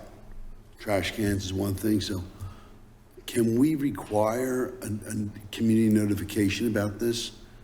Well, I think you can pretty much require almost anything you want because it's your discretion. Yeah. So I'm sure Mr. Shafkowitz would comply with that request. And I think we set precedent with that, right? Because the smoke shop on the corner of Fitzwatertown and Easton requested this also, and that owner notified all the residences within that 300 radii. feet. Yeah, I no, think it's I mean- actually a great idea, because they're the ones who are going to tell us if there's a negative impact. And if they're okay with it, great. That's the best way to do it. We don't mind if if you guys were inclined to recommend, as Mr. Kilkenny said, and we schedule for a commissioners meeting, we'll get some notices out, maybe provide them to Paul in advance. And then- Seems like, Mr. Patel, did you have a question or a comment? Oh, yes, for 1056 Easton Road, that was the smoke shop with a similar condition that or request the committee had, and they did a mailing. They provided us with proof of mailing. And I think I reported back that there was no issues. Then the board, moved to fraction. Or We also established a trial period. Exactly. Right? And I think that goes a long way also. So that way, we notify the residents, we take the temperature out with that. If we decide to allow them, there's a trial period, I believe it was 6 months or so, see if there's any issues. This is a hypothetical issue, but we're seeing more robberies up and down these corridors. And what I'm concerned about, and I don't know what the statistics are between, gas stations getting robbed, gas stations getting robbed with these games of chance in there. I don't know if you know the statistics. I don't know if you know the statistics. No, I just know that even in my neighborhood, I live in Horsham, we've had break-ins now that we've never had before. So Right. it's up and down. Yeah. It's unfortunate. And it may be one of those things where, I'm of the mindset, Commissioner Spearing, that we apply the same rules to this that we did with the other situations. And we take it from there, but also keep in mind the safety of these facilities. I'm glad you said that, because I have a question that I don't think it applies here, but I do, familiarity with All Night Deli's been part of this community for a very long time. It's called All Night Deli. Yeah. So it's Can I ask not, you if it's open 24 hours? I knew it wasn't. I didn't know it was, so good. Yeah. But I think in the nature of exercising discretion, what's a better way to do it by saying, hey, let's get notices out to the neighbors, which I'm sure my client would be happy to do, see what kind of feedback we get, and then put it on a trial period, because if there's increased police activity, then we know it's a bad idea. I think we also did it where didn't we do it with two, like one or two that went for 6 months, and then if it went well, then we added That was the trial period. Yeah, but I think it was not only the trial period, but it was also not the full Limited. 3. Yeah, it was limited in number. And Matthew, in this instance, we're only asking for 2, so. You are? Yeah, I know the application said 3 originally, but looking at the location, it looked like 2 would be most suited, so. Okay. I see, are you opening this up for other commissioner comments? Yep. I do see Commissioner Whiting's on the phone. I don't know if he has any comments. And that is his It's ward. Yep. Charles, can you hear us? If you can and you're talking, you're muted. Hey, yeah, I hear you. There we go. I would go along with what Commissioner Peruzzi said. Try it for, do the notification to the neighbors, and then we would, try it for the 6 months and see what happens. Okay. I think I heard notification in 6 months. Did you hear it? Yeah, I think Okay. that's what I heard. Charles, just so you know, the speakers in the room are not very loud, and we didn't hear you, so we were all squinting to try to figure it out. Okay, let me say it one more time, nice and clear, loud. I concur with what you said, Anthony, with the notification to the neighbors, as well as a 6-month trial base. Okay. Okay, You so, hear me? Yes, Yep. and thank you. Okay, Thank you. thank you. Thank you for looking at it. The voice. Looking for it up there. any other commissioners have comments? Anybody from the public? Slightly confused. What are the type of machines they're putting in there? Are they licensed by the Commonwealth? Yes. Yes? I can't. Okay, that answers the question. Thank you.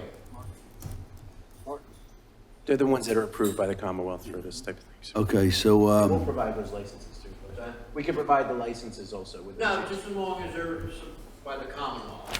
Okay. Thank you, Brian. All right, hearing no other comments, we'll move this out of committee to follow the same procedure we did in the past and to notify the community that lives within that district about your intentions, and to also include the date of the vote in that letter. Right, so it'll provide my office with a copy of the letter, the proof of mailing for the September full board meeting. Okay, cool. And the resolution will state, one machine now, and that for a trial period of 6 months.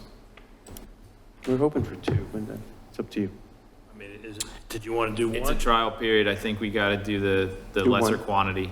Okay. Again, we set that precedent. Nobody No gets problem. it. First try.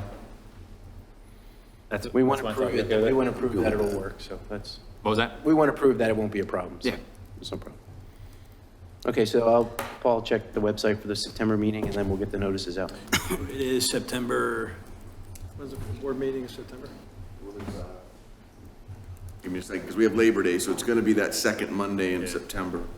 Okay, great. So it's gonna be, I'll tell you in just a second here.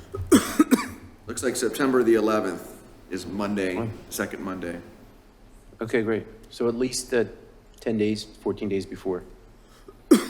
Yeah, we would need to get the stuff a week or so before that. Yeah, we'll get you that. Mr. Chairman, thank you so much. Appreciate your time as always. Thank you for coming in. It's been a pleasure working with you. Same here. Okay.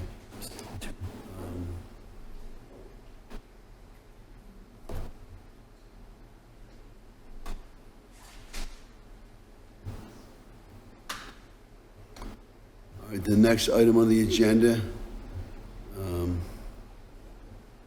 do we have here? We have the conditional, people for here for item E, conditional use application submitted by BT Blair LLC for the property located at 2300 Computer.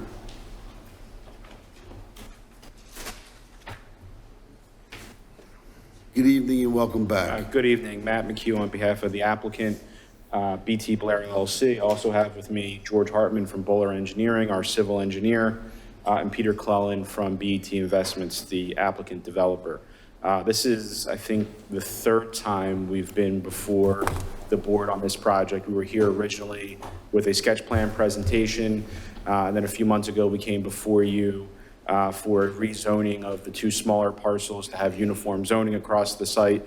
And now we're here before you on a conditional use application. The general concept has not changed from what was originally provided to you. This just has more detail. The conditional use is required for both the apartment complex in the I Limited Industrial District and also to increase the density. The ordinance allows for 18 dwelling units an acre. By conditional use, you can increase it to 25 if you provide certain recreational amenities. We are providing those, and we're not going up to the full 25. We're at 23 dwelling units. So those are the 2 items that are before you for conditional use approval this evening. This time I'll have our civil engineer, George Hartman, come up and put the plan on the screen and run you through a quick summary of what the plan looks like.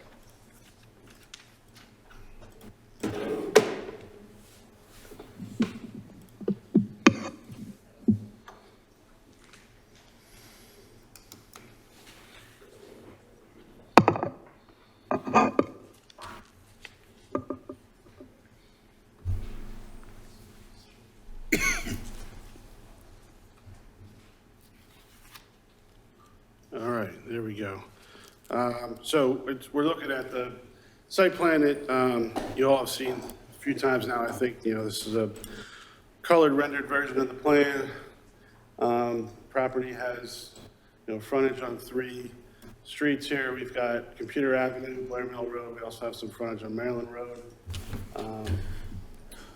Just familiarization with surrounding uses, kind of going clockwise. From the left-hand side, there's the Light Bridge Academy adjacent to the property. Then the next one on the top North side is Harrington Industrial Plastics.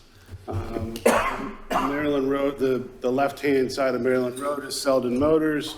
On the right-hand side of the Maryland Road intersection is the Rothman Orthopedics. Jumping across Maryland Road on the corner of Maryland Computers, a water tower. Then we have the, what is that one? That is the American Legion. And then there's the National Express Logistics is below that. And then on the south side of the property, right-hand side on the south is Aqua, PA, and then left-hand side, bottom of the page is Walmart's parking lot there. So those are just surrounding uses. The plan, we're proposing multifamily residential apartments here. The big building in the middle is proposed to be a 4-story building with 192 units. And then we have 8 buildings on the perimeter on the north side and the south side of the property. Each of those 8 buildings will have 10 units apiece, and they actually will have, there will be 12 garages, spaces in each of those individual units. So there's a total of 272 apartment units proposed. Amenities for the community on the top right of the center building. The leg kind of sticks out. That's, proposed clubhouse amenity space, 2-story clubhouse for the residents. Then there's an outdoor pool there, a dog park area proposed right next to that for the community amenity spaces. Access is proposed. We've got 2 access points, Blair Mill Road. That's an existing access. We're proposing to keep that in the same location as it is today. Computer Avenue, proposing a single access off Computer Avenue, which is similar to what's there with Executive News now, but the current access is kind of in the bottom right-hand corner of the property, which is near building number 4 on the plan. So we're shifting that up a little bit further, kind of centrally located on the frontage there. So that's kind of the quick overview of the. And George, could you also just briefly touch on stormwater management, what the proposed stormwater management facilities are?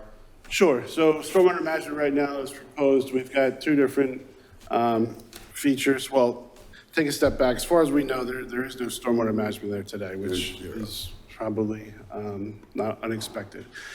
So we're proposing on the right-hand side of the plan, underground stormwater basin.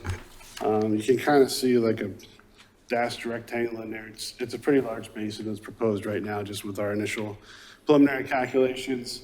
On the left-hand side of the plan, sort of like an L shape, there's a darker color green. That's proposed to be an above-ground basin. So the preliminary design meets all the township requirements and would, then in turn meet state requirements for an NPDES permit. The township requires that we look at the site as meadow, all green space. So, we are complying with that, even though, a large majority of the site today is developed and is impervious surface. So just rough numbers, peak rate reductions, we are, if we actually looked at what's happening today to what we're proposing, peak rate reductions are like in the 80 to 99%. So it's significant rate reductions with what's intended to be designed there. So I'm pretty familiar with the topography over there. And what you have all the way to the left-hand side, are you changing, like, that's all downhill to Blair Mill Road? How are you going to contain the stormwater? How are we going to contain it? Is that what you asked? Yeah, the area on the left-hand side. Right. Right now, that's adjacent to the Walmart parking lot. So from where the end of the buildings are down to Blair Mill Road is a pretty serious drop-off. How are you going to keep that water from going out into Blair Mill Road? The access itself has, there's an inlet in there today that captures the runoff in the access. Okay. Yeah. So in layman's terms, if the site right now is not controlling any stormwater, and I want to try and say, because I think I understand what you're saying, but I think for all the other folks here, so what percentage of the site are you going to be controlling stormwater for? I assume it's a 10-year storm, is that what you're, or 1-year storm? We'd be managing everything from the 1-year storm to the 100-year storm. You know, The entire site? I'm sure we have a little bit of bypass. I don't have that. But you're saying 80-90% of the site will be covered by management? No, the 80 to 90% is peak rate reduction. So if it's got, 10 CFS is going off site today, it's going to be 1 or 2 CFS. So that's just the reduction in the rate of runoff that's leaving the site. Yeah, I mean, I think to really highlight it is there's nothing out there right now. We're going to fully comply with the township ordinances. We're going to fully comply with the NPDES requirements. In addition, as part of the conditional use requirements, it requires us to work with your township engineer on additional BMPs that might be available, whether it could be a number of different things. So those are things that we'll have conversation with Jim about. And as we go through, we're obviously in a preliminary conditional use, but we'll fully engineer this at land development, and there's going to be a significant improvement from what's out there. Yeah, because my understanding, Jim, is that they're not required to manage anything above what was being managed there right now. Is that correct? So currently there is no stormwater management on that site. When they analyze, and it's 75, 80% impervious, when they do the analysis, they are required to assume that the site is meadow, which generates less runoff than it currently does. And then they also have to install stormwater management controls to bring down the rate, even lower than that. So, I mean, honestly, there's nothing there now. And what they're doing is putting in significant improvements to reduce the rate. And what George said about the rate reduction is, say in a 100-year storm, there's 100 CFS coming off that site. They're gonna provide somewhere in the neighborhood of an 80% reduction. And in that case, there's then 20% or 20 CFS coming off that site. Those are round numbers. Mm-hmm. So the green space is so there's no green space on the site. The green space is just for stormwater management. There's no recreational space or open space. I mean, you've got the courtyards, kind of in the middle of the larger building, but. Well, there's a 10-foot buffer around the entire perimeter. Then you have, the recreation is mostly provided in, you have a swimming pool, dog park, and then there's also the indoor stuff with the clubhouse, there's a yoga spinning room, things like that. I mean, anything green on the plan is green space, but larger portions of it is kind of would be the courtyard of the building. I mean, that's a very intensive use of that site. I mean, you've kudos to the engineer because you were able to maximize everything on that site. I mean, the entire site is essentially impervious with the exception of just a few things. So it's, anyway. The maximum impervious is 65% and we're under it. Barely, but we're under it. You're saying there's only 65% impervious there? 64.9 is what's proposed. I guess I don't know what the definition of impervious is. I mean, are you using pervious pavement? No. You got a big green area around the center buildings. There's two large courtyards associated with the I-shaped center building. I don't know if any of you've been to the property 555 in Horsham that we developed. This is a very similar building to that, but in that building, the courtyard is completely contained within the center. This one, we've split it so that it's more accessible to the outside.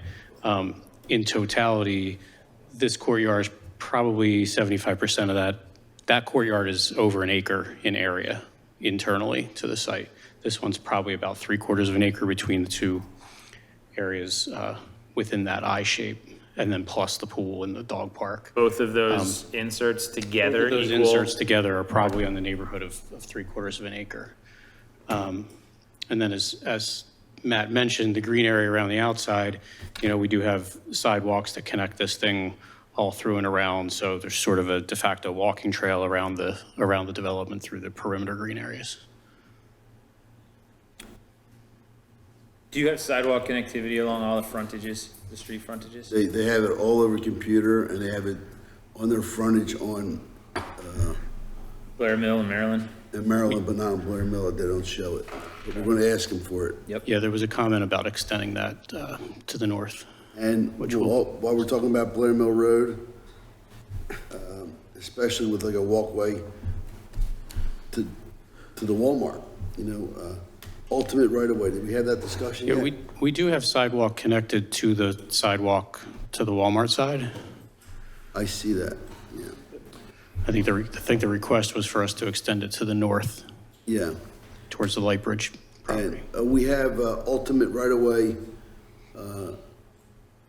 with Lightbridge, so we will be requesting that too. Dedication. And I think we've shown that on the plan. That's what we've taken our measurements from. The first line in the middle of the driveway is what would be the ultimate right of way. It's about 5 feet behind the paved curb. Right, which lines, pretty much lines up with the curb line for the parking on the adjacent property there. So how does that work, Jim, with ultimate right of way and sidewalks going to the north on that plan?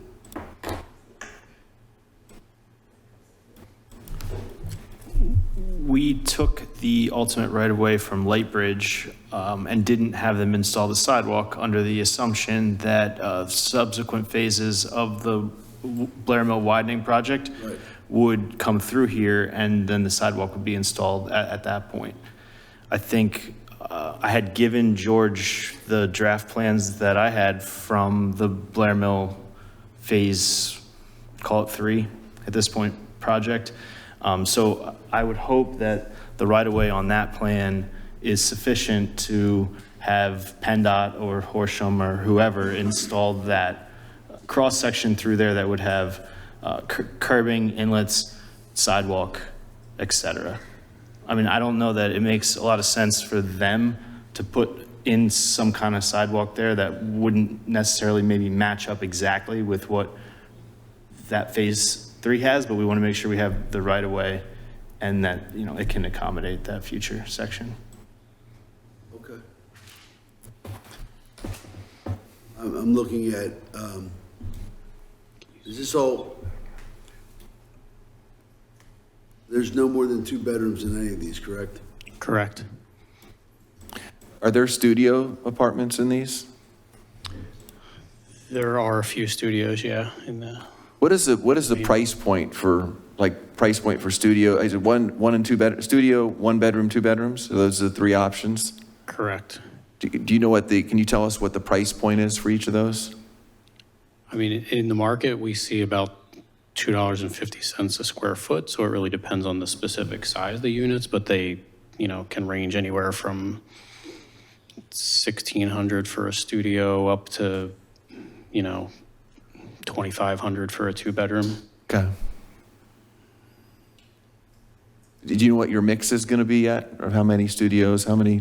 Yeah, we have it on the plans. It's on that sheet, on the architectural sheet. Is it on there? I mean, I think we count studios and ones in the same categories for this purpose. But I think it's almost a dead split, isn't it? To get should the be pretty parking close, yeah. to work out. 424 total bedrooms, So remind me, I'm asking this for the audience, remind me how many units total it was for the project? 272. 72, and it's roughly evenly split between, divided by 3? No, I think evenly split, you include the studios and 1 bedrooms is 1, and the rest of not a 1/3. Oh, okay, so about half of them are studio and 1 bedrooms, and the other half are 2 bedrooms? I think that's correct. Is that correct? Roughly? Yeah, it's roughly 50-50. I thought we had a tabulation sheet Okay. on here, but it doesn't appear that we do.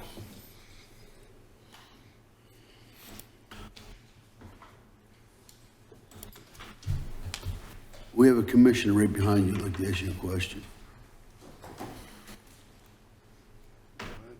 Thank you.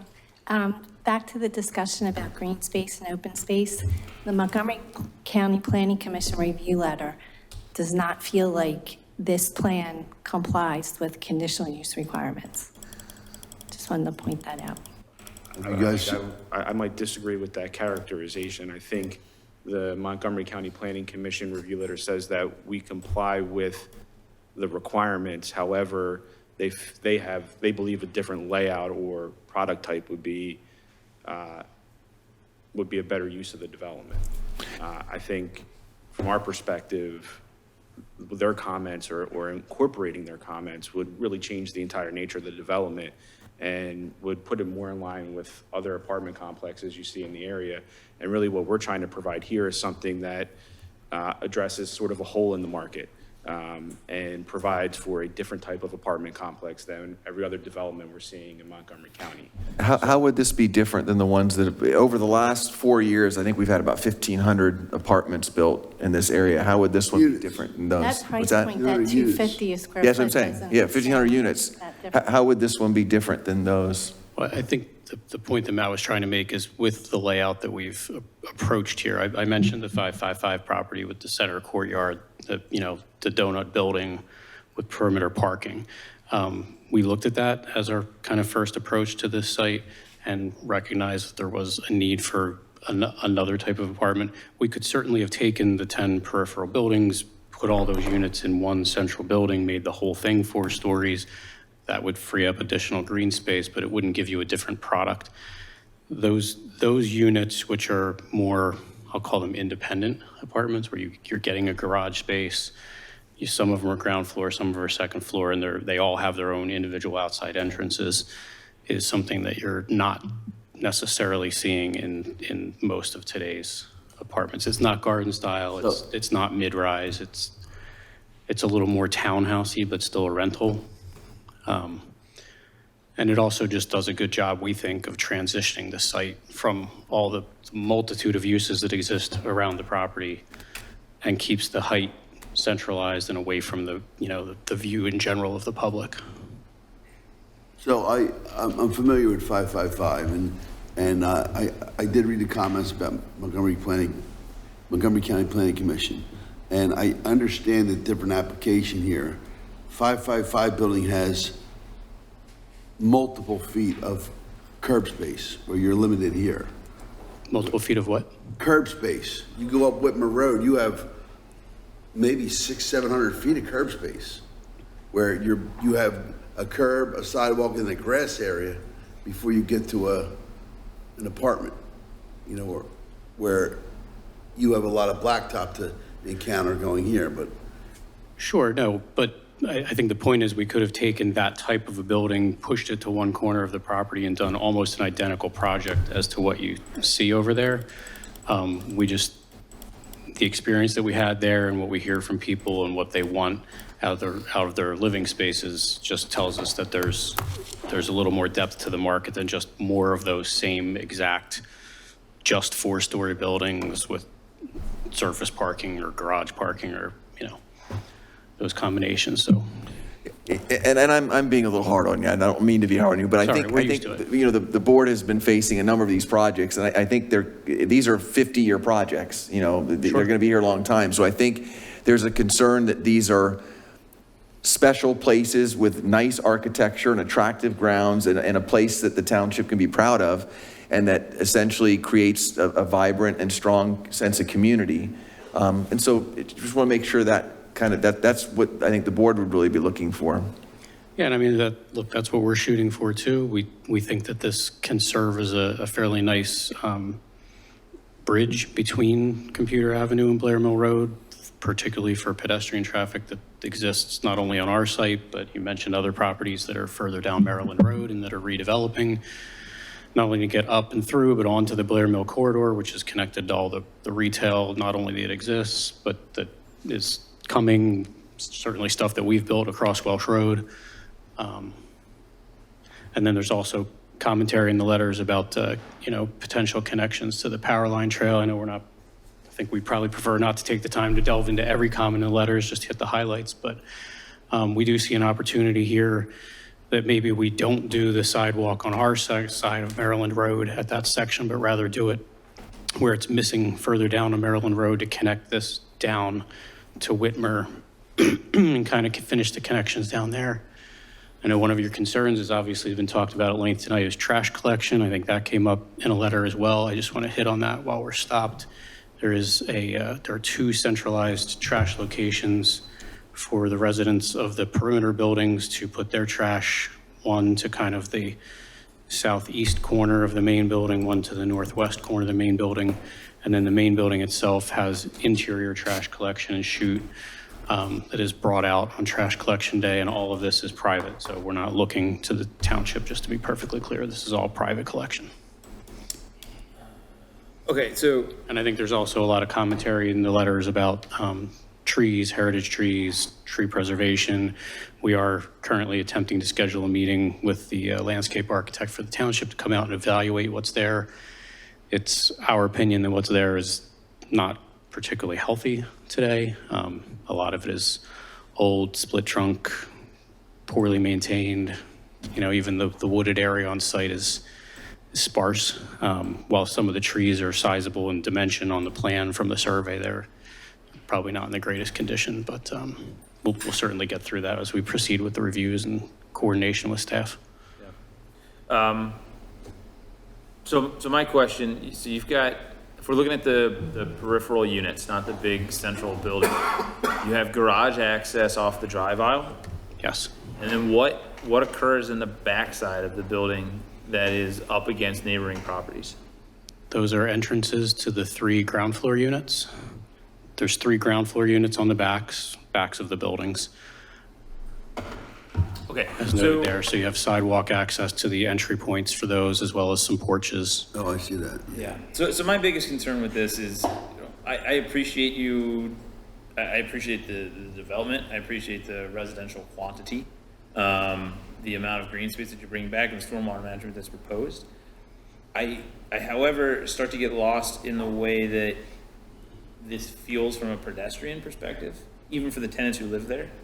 And that access seems fairly dismal, in my opinion. It's on the backside of a building. You have neighboring parking lots and developmental retail in the south.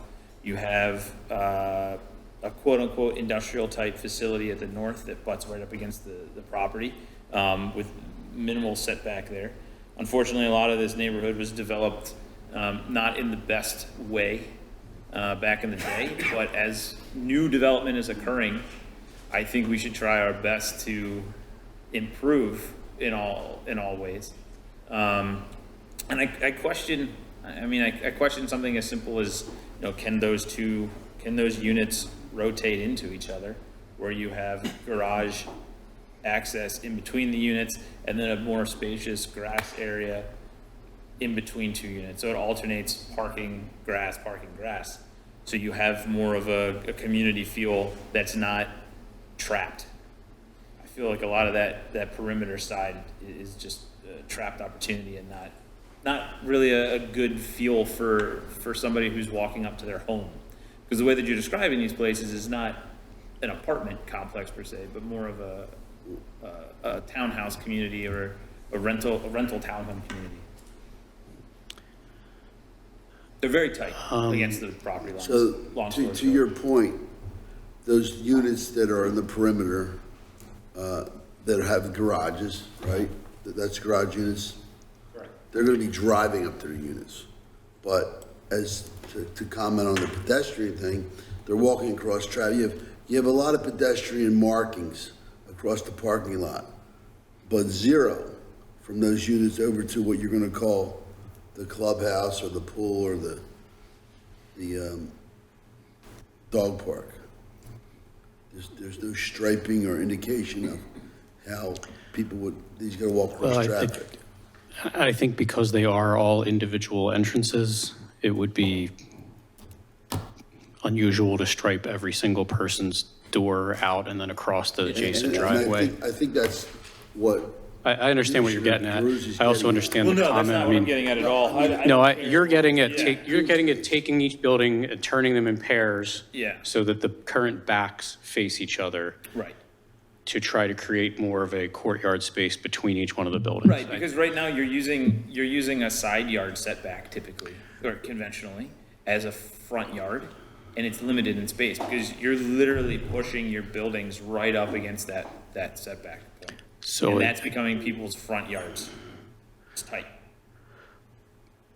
It's either their front yard or their, private entrance. So I fully understand where you're going with it. I think the challenge that we would have with that request is that because there are garages on the two sides and the top, when you turn it. It's a reproportioning of the structure, right? I don't know. I think everything can be solved with design, right? I don't think we can say like, oh, there's no design out there that could solve it. Oh, no, I think that there's definitely a way. There's a to do clean it. sheet design that would solve it, sure. Right. That's where my concern lies. I just don't feel like the perimeter of this site will provide the luxury and that home feel that you're trying to drive here. Because, and correct me if I'm wrong, those walk-up units that are around the perimeter, their only entrance is from that side? They have an entrance from their garage. Okay. And then they have an How do you get to the outside second entrance floor? from the back. Also through the garages have stairs that go directly up. Okay, so those are. And then there are four there's cars entrances that on park there's entrances on the front and the corners that go up to the second floor. So every unit in those Every buildings unit has a garage, Every one unit car has a garage, and Some then of them an have 2-car entrance garages, yes. from the garage to the unit. Okay. So now you made an important point about butting up against an industrial property to the north.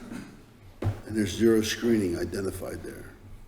You got a retaining wall, and I do know it's a huge drop-off. There's a retaining wall, there will certainly be a fence. I don't think that the landscape is by any means fully developed on this plan. George, this is more of a schematic for the purpose of the conditional use. That would be more fully developed at land development. Right. To make sure that we meet all of the buffering and both softening and screening requirements as they're appropriate. Something that I want to be very, very clear on this before we move anything further with conditional uses. How are we with density and effects on local roads? Anton. Yeah, get his I didn't see him slip in here. Oh, yeah. We hit him in the back. Yeah, I think we're still waiting for the traffic impact study to be completed. Is that? Yeah, we did provide a preliminary trip generation report from our traffic engineer, which McMahon reviewed. And we're identifying the intersections that should be included in that study. I do not feel comfortable moving anything forward from a conditional use until we have all the data points. And a preliminary traffic study from you guys, and then having our comparable study done in order to compare numbers and understand what this site is actually doing to that area is extremely important to me. Because yes, this was an office facility before. In the last few years, it's been a highly underutilized facility. We've had a lot of different types of developments happen there. We've had new residential complexes happen in that area. It's all affecting the roadways in that zone. And this is going to be no different, because you're going to be bringing new data points to a new type of neighborhood. And just to respond briefly to that, so our trip generation did provide some of those data points, and the overall, what our traffic engineer, using the ITE data, what he was able to identify was that based on, comparable 87,000 square foot office against the 272 unit multifamily apartment building, we're looking at an additional 223 new daily trips per day compared over the office use, and that's in and out. But those trips are spread across the day more so than at the AM and PM peak hours, where there's actually going to be a slight reduction in traffic at AM and PM peak hours compared to compared to the office use. Do you That's agree as with far that? as I can play traffic engineer. Yeah, no, sounded great. Yeah, I think that's accurate, but it goes to your point, that's assuming that complex is occupied as is. Right.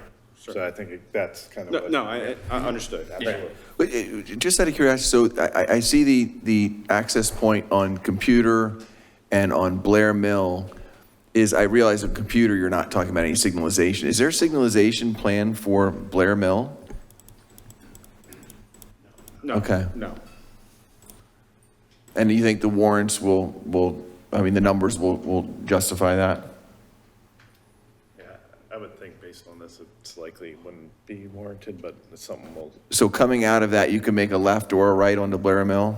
right, and I imagine, it's a state route and PennDOT's gonna weigh in how that's designed. I mean, Because I'm trying to figure out how you would get onto Moreland or Welsh. You're either going to pull out onto Computer and go down there, or you're going to try and make a left out of that parking lot onto Blair Mill. yeah, we all know making a left out of that Walmart parking lot is a disaster. Yeah, yeah. And maybe that's what they'll do. Maybe that's what you're planning, is they'll come out of Computer and go that route. Yeah, Because you'd have a hard time making a left on Blair Mill Road out of yeah, there. most of your parking's towards the Computer side. Okay. I made a left out of that place for 20 years, dude. It was never a problem. That was a long time ago, Kevin. It was 2 years ago.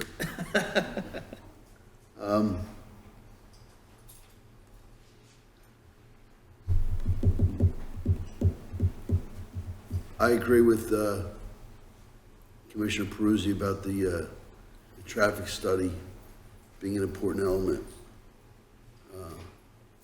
Because we don't want to have contradictory facts later on.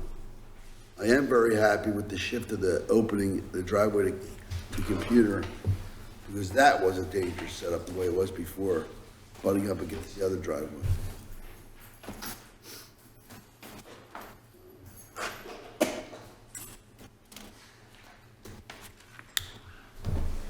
Okay, so where do we go from here? John? Can I ask a quick question before? Sure. I know you guys showed renderings before. Did you show renderings for the smaller buildings? I can't remember. Yeah, they're on the We've provided elevations in the conditional use that are consistent. We actually showed you photographs of constructed project that this architect did somewhere else that was very similar. The colors were a little bit different on that one. We've since developed location-specific elevations for this project that are included in the package. We do have. Yeah, I didn't see any renderings, that's I why. don't have that. We can put them up. Nor did I have this colored plan. Was this in the The colored package? plan was Colored plan is created new. for tonight. Okay. These were included in the conditional use. We can certainly send additional copies if you guys have the renderings. Yeah, so these have the colored elevations. They're not like perspective renderings like again, you saw the photographs of the constructed. So that's the main building there, the center That's the building? main building, yep. Okay. We've included the floor plans of the main building. And then these are the perimeter buildings. I'm sorry, that was the clubhouse. That was the 2 levels of the clubhouse is in that package, and then these are the smaller buildings. And the floor plans of the smaller buildings. Okay. A lot going on those facades. So that, you don't have that, Matt? No, Package? we don't, I don't have, is that something you could send us? Yeah, We sure can, yeah. Okay. There's 2-story apartments, or townhouses, if you will. How many square feet are they? I don't have the exact numbers off the top of my head, but they're going to be similar in size to the other ones, in that, like 8,000. 8 to 900 for a 1, 11 to 1,200 for a 2. The real difference here is the garages on the. Yeah, your site plan says 8,000 square feet for 10 units typical, Yep. Yeah, so plus or minus. blend it out. You guys did the promenade, right? And I realize they're completely different. What's that? You know we did. Yeah. And I realize they're completely different products. And I realize the price point's radically different as well, correct? For pretty different. Sizes are different, the Yeah. price points probably. What was the rationale for doing this kind of project as opposed to something that was maybe more like the promenade, not minus the commercial part, I realize, because you have the street frontage, but I'm just trying to think about what market you were trying to attract this project to versus promenade. Well, I mean, obviously having the commercial component being on a significant commercial corridor versus being, 2 properties removed from a commercial corridor, just puts us at a different starting point. Commercial isn't going to be viable on the backside of the back commercial that you're dealing with there. And then as far as from how we approach the product, in that instance, they're built above the retail with structured parking that's got to get you serviced all the way up. When we were dealing with a 25-acre site, which afforded us a little bit more flexibility than, this is less than half that size. Is there a product that you've done that's already been built that you would say is similar to this? Well, like I said, the main building is not unlike 555 in terms of, dual loaded corridor, courtyard served building. Again, it's just kind of been insided out a little bit more in this scenario. And then the 2-story stuff, we have not built or seen anything like this really around here. The ones with the garages? Yeah. Yeah, that is interesting. That's kind of an interesting product. Okay. We saw when we were going through our architect's brochure and we're like, what is this? And they started explaining to us and we were like, that doesn't exist around here. What Nobody's was the done it. example that you saw? I think that's the specific example that we saw was in Texas, I think. But they've done it in other areas. That was just kind of the best. That was the best one that they had both product types in one community that you could get pictures of both next to each other. So the personal note on this, right, and the reason why I'm asking these questions and I'm a little apprehensive on some of the configuration for this site is my brother and sister-in-law live in a facility that was very similar to this down in not Charleston, Columbia, South Carolina. Sure. And it was a heat island. It's in Carolina, right? So we can get that on the table as a focal point. But it was so heavy on vehicular circulation because of the fact that there were garages and you had the sheer number of parking spaces that are equatable to apartment living. The perimeter greenery that you have on here and that perimeter access to me, it's gonna create the same type of effect in my mind. This is gonna be like just a very, very heavy, not inviting heat island. And I'm concerned about that. I know that you're hitting the impervious numbers and you're hitting the stormwater numbers, but I can see this configuration is very similar to what I've experienced, and I'm concerned about that from a livability perspective. Understood. So you asked previously what will be the next step if there is one that's conditional use hearing. Right. There is a conditional use hearing. Yes. That's required. Yes, they filed an application, due to the zoning matter, they did waive the, MPC requirement to hold a hearing, but the conditional use hearing will be in September. It'll be in September, okay. Correct. So I don't feel comfortable, like I said already, holding that hearing until all of the traffic studies are completed on your end and on our end. That's number one. Like, we just need all the data here because approving any kind of conditional use without that type of backup doesn't make sense to me. Is there any kind of timing issue we're dealing with, Paul? I'd have to go back and look at, we provided an extension and a waiver. I don't know whether we provided it to the end of September or a different date. I'll have to go back and look. I mean, but obviously we'll work with the township on scheduling to make sure that we're in a position to move this forward. So, I mean, it's Commissioner Spearing's call, but is this something you want back before this committee or what's your thought? if I may, if your main concern is traffic, Anton, does the township have data in the intersections that you've identified? I mean, our issue with that is going to be, we're not going to be able to get the data until school goes back in session in September. Yeah, fair enough. Right, so then we're talking maybe November before we get to a hearing. I'd have to look to see what we have.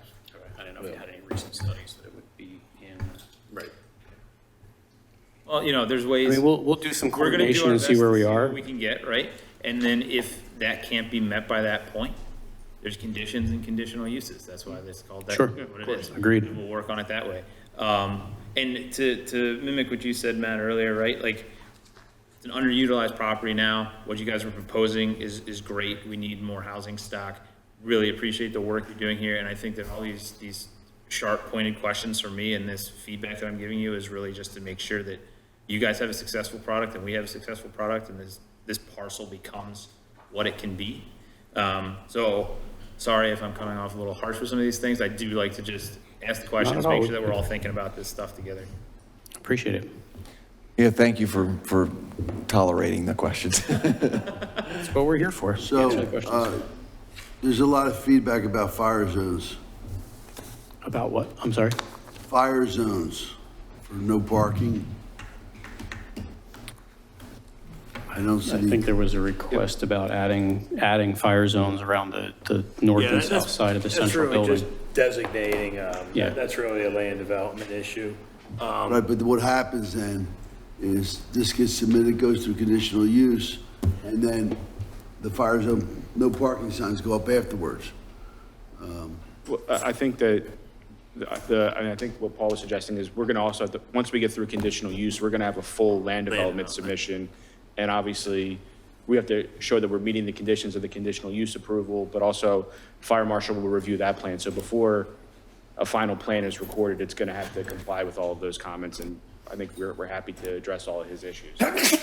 Bless you. Bless you. Is this going to be and I don't know how BET normally handles its projects. Do you build them, then own them and manage them? Yes. Is this one that you'll own and manage yourself? Yes. Okay. So, any public comment? We have-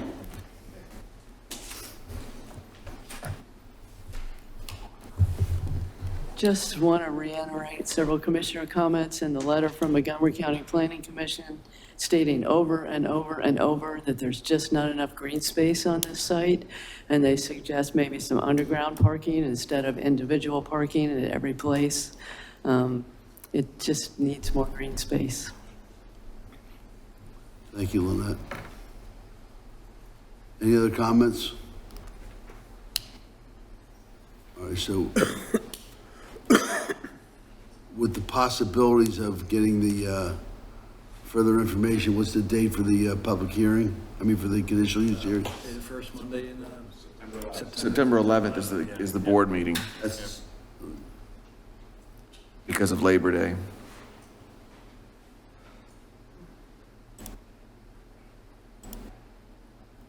is there any other comments that you feel like you're gonna have a hardship complying with from, I think the only other major ticket item is we're going to be dealing with the woodlands issue and the heritage trees, but we're going to be meeting on site with the township landscape architect, and that should be something that we're able to come to a solution on before September. I think that's just a matter of going out and assessing the condition and figuring out what the best solution is. okay. So, how, what, we're set for, what is it, September 11th? So, if, Well, I mean, you could hold the hearing, and if you don't have all the information you want, you could always continue that conditional use hearing that happens. There you go. That's the solution if you don't have the information. Yeah, I mean, I think we would be acceptable. That would be acceptable. Yeah, If we yeah. have it on the calendar, that gives us a target date and we can assess where we are, deal with Sean's office and Jim and staff and see where we're at before we can start the hearing and bring additional information or whatever. Yeah. Would your architect be willing, or would you be willing to have your architect supply site renderings for this specific property, so we can see what some of this stuff looks like? Yeah. Maybe some of those access aisles and.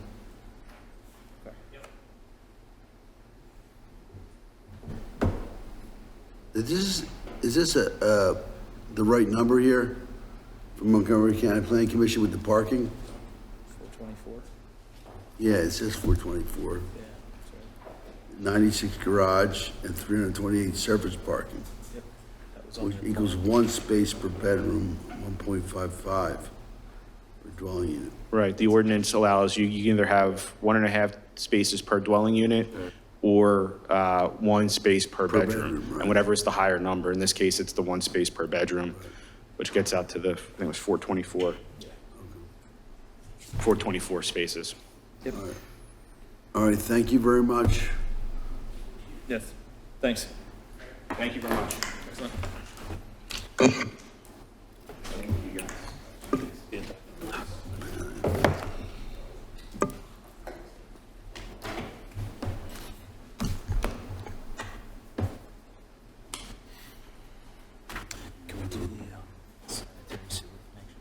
Yeah. Yep. So on new business, letter F, sanitary sewer connection for Byburn and Orangeman's Road. Okay,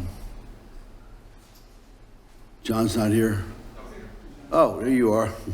So we had, I had several conversations with John, and I've known him for a very long time. I have some drawings here of the sanitary sewer that is Byberry Road right now. So I took a look at the topography that's in the back of, so one of the proposals that they talked about was directional drill in the rear yards as opposed to Byberry Road, where it abuts our park, which is Farmstead Park. I don't know if that's doable. From where your house is to where the entrance is, it actually goes up eventually. What if you pumps, grinder? Yeah. But the whole idea here was that if this could be done, we could have Gilmore take a look at this to propose. And John has a lot of connections on people that could give him models and drilling costs for, so what is it, 5 homes, right? I did not measure. So the proposal was to come either in the front yards or the rear yards along Byberry Road. What's your address, John? 2800. From 2800 Byberry to Orangeman's Road, and then to connect to the sanitary manhole right at the intersection of, slightly beyond the intersection of, Six homes. 6 homes. Some of the neighbors are here. oh, yeah, I see that. So, we're talking about one more home on the, Hey, if there's 60 here, wasn't everyone just say what their address is? there you go. Right, this is gonna be go ahead. 2800? Byberry? Yes. Okay. 2712, which is the next one. 2712 Byberry, okay. 2708. 2704. 2700 Byberry / 3850 Orangeman's Road. My entrance. You're the entrance to the park. Yes. 2700/3850? Now, would the park tie into that too, if it runs? It could. I don't know where their sanitary is right now. Do we, there's bathrooms at that park? Yeah, there was. Carriage houses, plumbing. Okay. And, All 3 of them? yeah. Well, the one, not anymore. Yeah, so the carriage house and the farmhouse both had plumbing. Where would that go? Bathrooms, I don't think they were connected to public. They had public sewer or they had like cesspools? It goes down the hill into the wetlands area, because I've seen pictures of the sewer maybe. Nice. Put in the 50s. Is it a septic system or is it No, connected to no. public? It's a lateral. Yeah. Maybe there's a It's lateral. manhole, there's manhole down there. Yeah. Can we tie into that without going on the state road? John, you gotta use microphone. Sorry. Could we tie into the? And just identify yourself for the record. John Moffett, 2800 Byberry. Could we tie into that side rather than running back across the state highway? It's a long run. Okay. Probably. I'm just asking. I never I know where that is. It's a real long run. Okay. You'd be better off going to Byberry Road. I know that HOP for the highway's a pain in the neck, but Right. it's real far. And All right, just figured I'd ask. Is 2820 part of this list too? Next to you? 2820, they just redid their septic. I don't think they have any plans in going. Yeah, because I'm just looking between Betts and Orangeman. Right, It's the only corner house that's not listed. The one neighbor behind's putting directional drill in, so I think her best avenue would be to go tie into his line right there. On Betts, there's a new house going in, and part of the thing was they're putting public sewer in. Yep. Okay. Yep. Yeah, I So- remember that came in a while ago, right? Are all of you on individual septic systems? Yes. Are any of them failing right now? Okay. No, mine's working, but they're not working great. Not working as well, yeah. Okay. Yeah. It's something like, it was like a hiccup. Our section was just missed when they did, there's like 7 houses that have no sewer. Do you know if it's because there's rock or anything, or? They said it's rock, but I mean, they ran a water main down the street. I don't Yeah. see, and with the new grinder pumps, that's not really an issue. Yeah, you can do a smaller line. Yeah. Yeah, So there's no gravity needed, so. yeah. And that was our thought, and to save on the highway permitting side of it, if we just went through the backyards or even through the township side, it would just save all the cost of, going past all those utilities and also just the cost of the PennDOT, so, And you're on public water. yes. Yeah. And gas, it's just no Yeah. sewer, so. so thank you all for coming. It's great that we have this kind of participation. So, Jim, where will we go from here? We can do like a little desktop analysis and figure out the, different ways that we could connect. The Betts Road, the new house on Betts, I think that directional drill goes down to a manhole on Round Meadow and Lucan's. I'm not quite sure if, and you guys have six houses, right? And he's gonna have 2, so 8 on a low pressure, like on a 2-3 inch low pressure main is probably pushing it. I think like 5 to 6 is the max on that, but we can take a look at the different alignments and just kind of see what's what. It ultimately has to go to the sewer authority. Right. Yeah. But I think what Kevin is trying to suggest is that the township do a little bit of legwork, and then maybe we go to the authority with a suggested layout rather than What happened? asking them. Yeah, so you're referring to what happened last time, so. Yeah, it was. Yeah, and you shared with them some of the costs that were associated with that. I did. Yeah. Yeah, and I guess what you're suggesting is if there's a way of trying to design it as cheaply as possible, we might be able to save some money on that. Yeah, I don't know. Come up with a We cheaper wouldn't design. necessarily be designing it, but what we would be doing is like suggesting means and methods to a design that would then be taken by the authority to the final. We never say cheap, we say cost effective. You're right. And that's basically what we did with Pennypack. Was that Pennypack Road? Yeah. 2-inch line? Yeah, Yeah, I think it was a 2-inch line with one home connected. Yeah, and Potentially. they will accept dedication once there's another user. Right.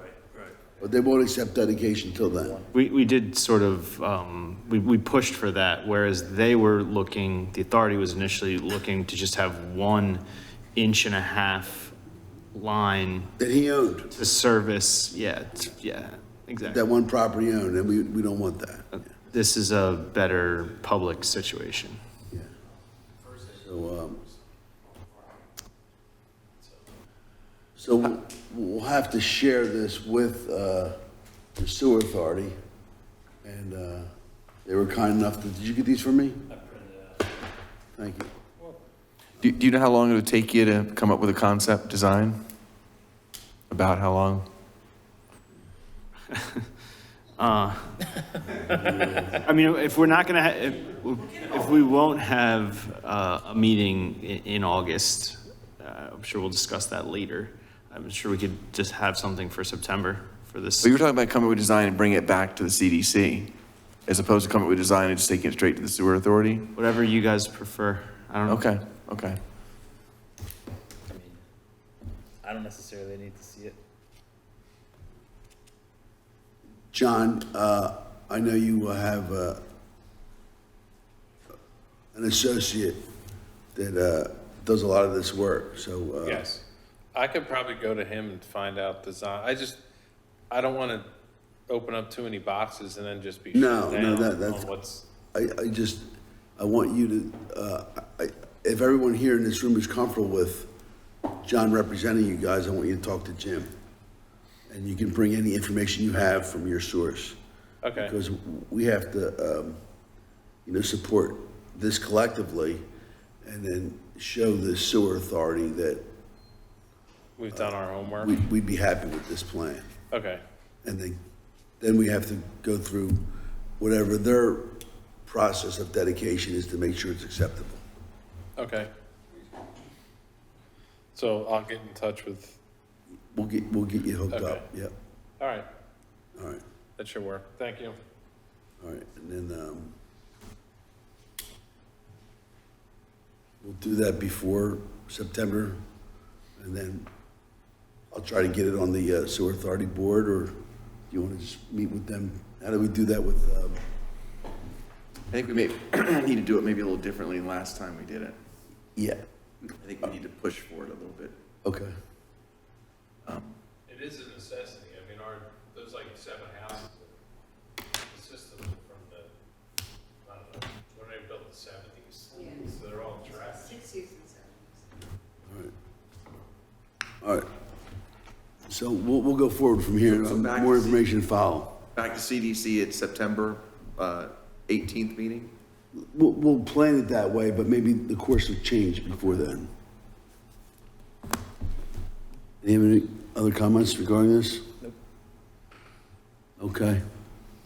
That's how we'll proceed. John will be in touch. All right. Thank you all for coming.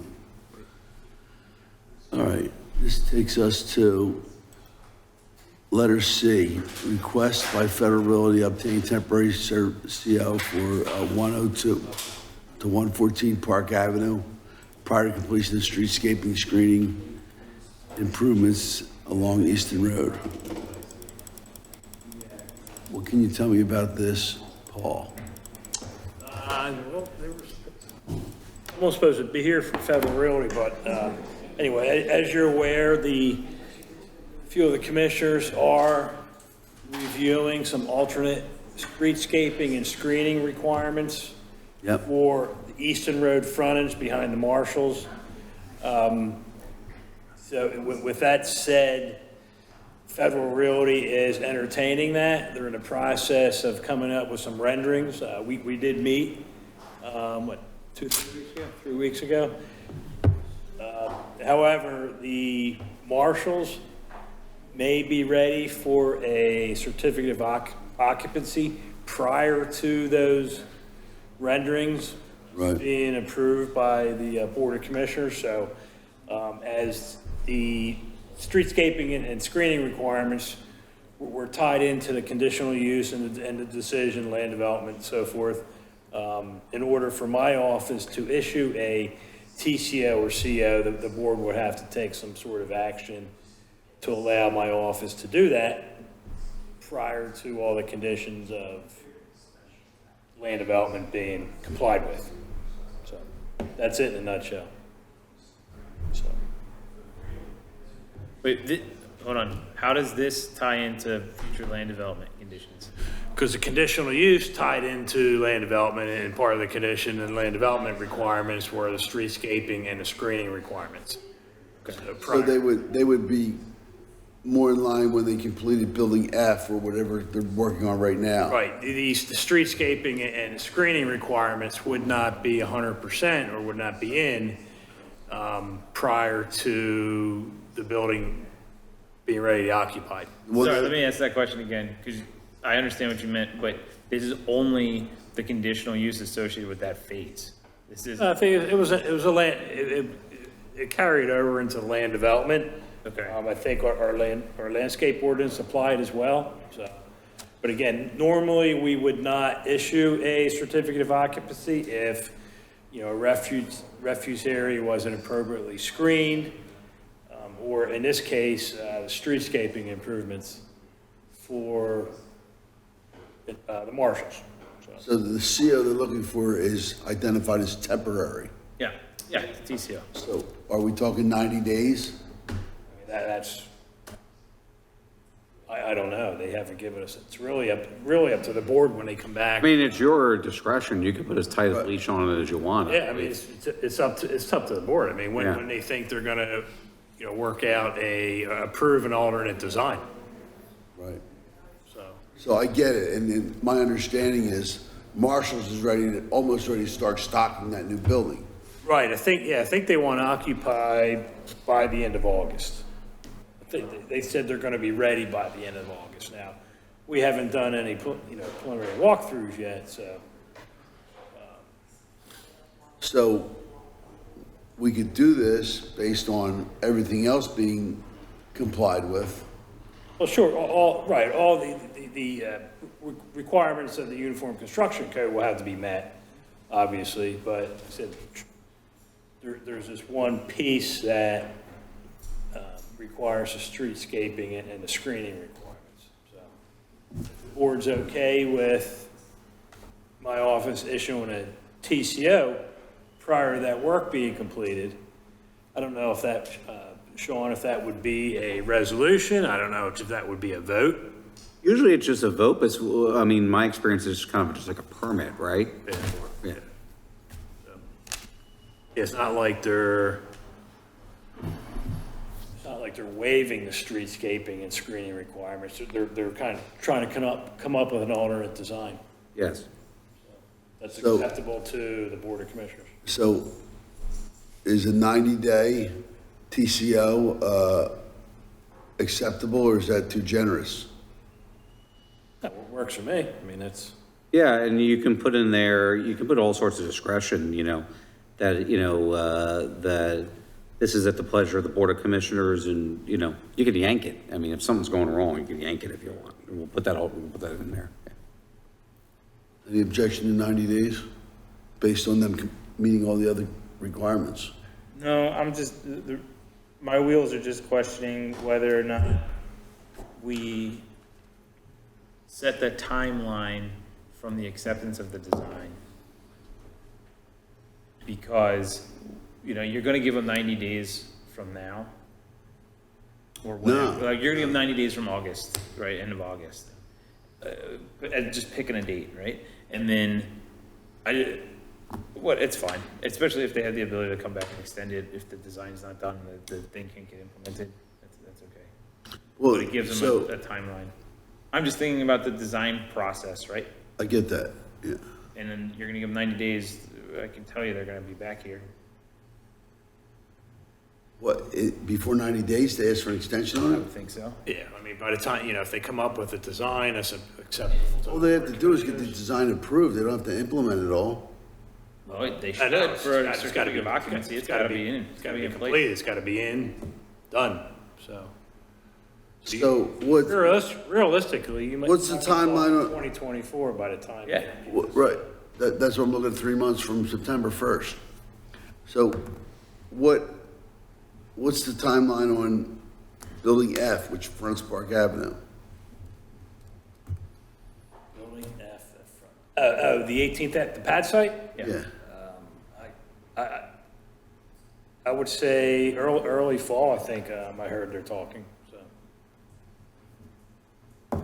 Say September, October, but seems pretty aggressive. If you say 90 days from when they come for the TCO, that TCO is good for 90 days, and they have the ability to re-up it Or not? by coming back to us. They have to. You can't just, it's not enough time.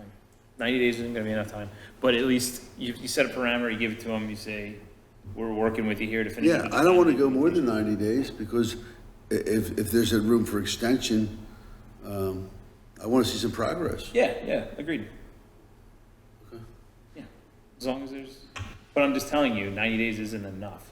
So we will be entertaining a request for an extension. 90 days isn't enough for implementation, or isn't enough for them to come up with a design? Implementation. Do they have a design? Have they showed you a design? Yeah, but Okay. they're going back to the drawing board. You said no to the design. Yes.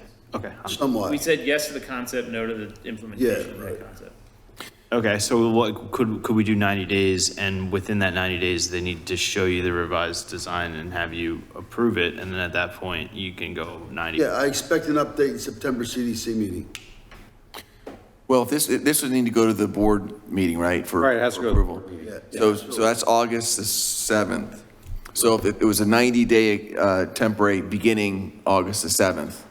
No, it would begin when they, September, when they when they ask go for for the their- TCO. Oh, you're going to issue to them right away then? Exactly. Well, once, And the board would ratify it after the fact? Like Paul said, they have all the other They would- building code things that have to go through. So the TCO won't come into effect until he's ready to issue. right, I think the board needs to address it at the August 7th meeting, Right. and my office will handle it from there. So they're not looking for it before August 7th? They're not gonna be ready before August. Okay. No. They'll barely be ready by the end of But August. September 11th is gonna be too late. Right. I understand that. Any other commissioner comments? Any public comments? All right. Okay. Let's figure that out for 90 days from whenever they comply with the rest of the building code stuff. And we'll vote on it on August 7th, is that? Yeah, so the 90 days would begin when the temporary is issued, which could be whenever that is. Yeah. Okay. Okay.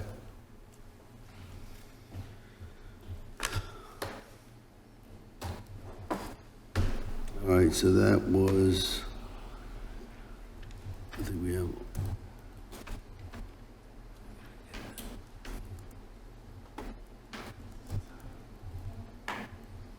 Anton, come on up here, please.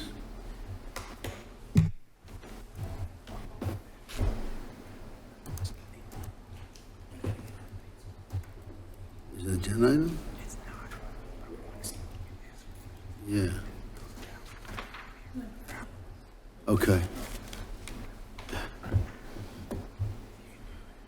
We have, do you have a non-agenda item you'd like to talk about?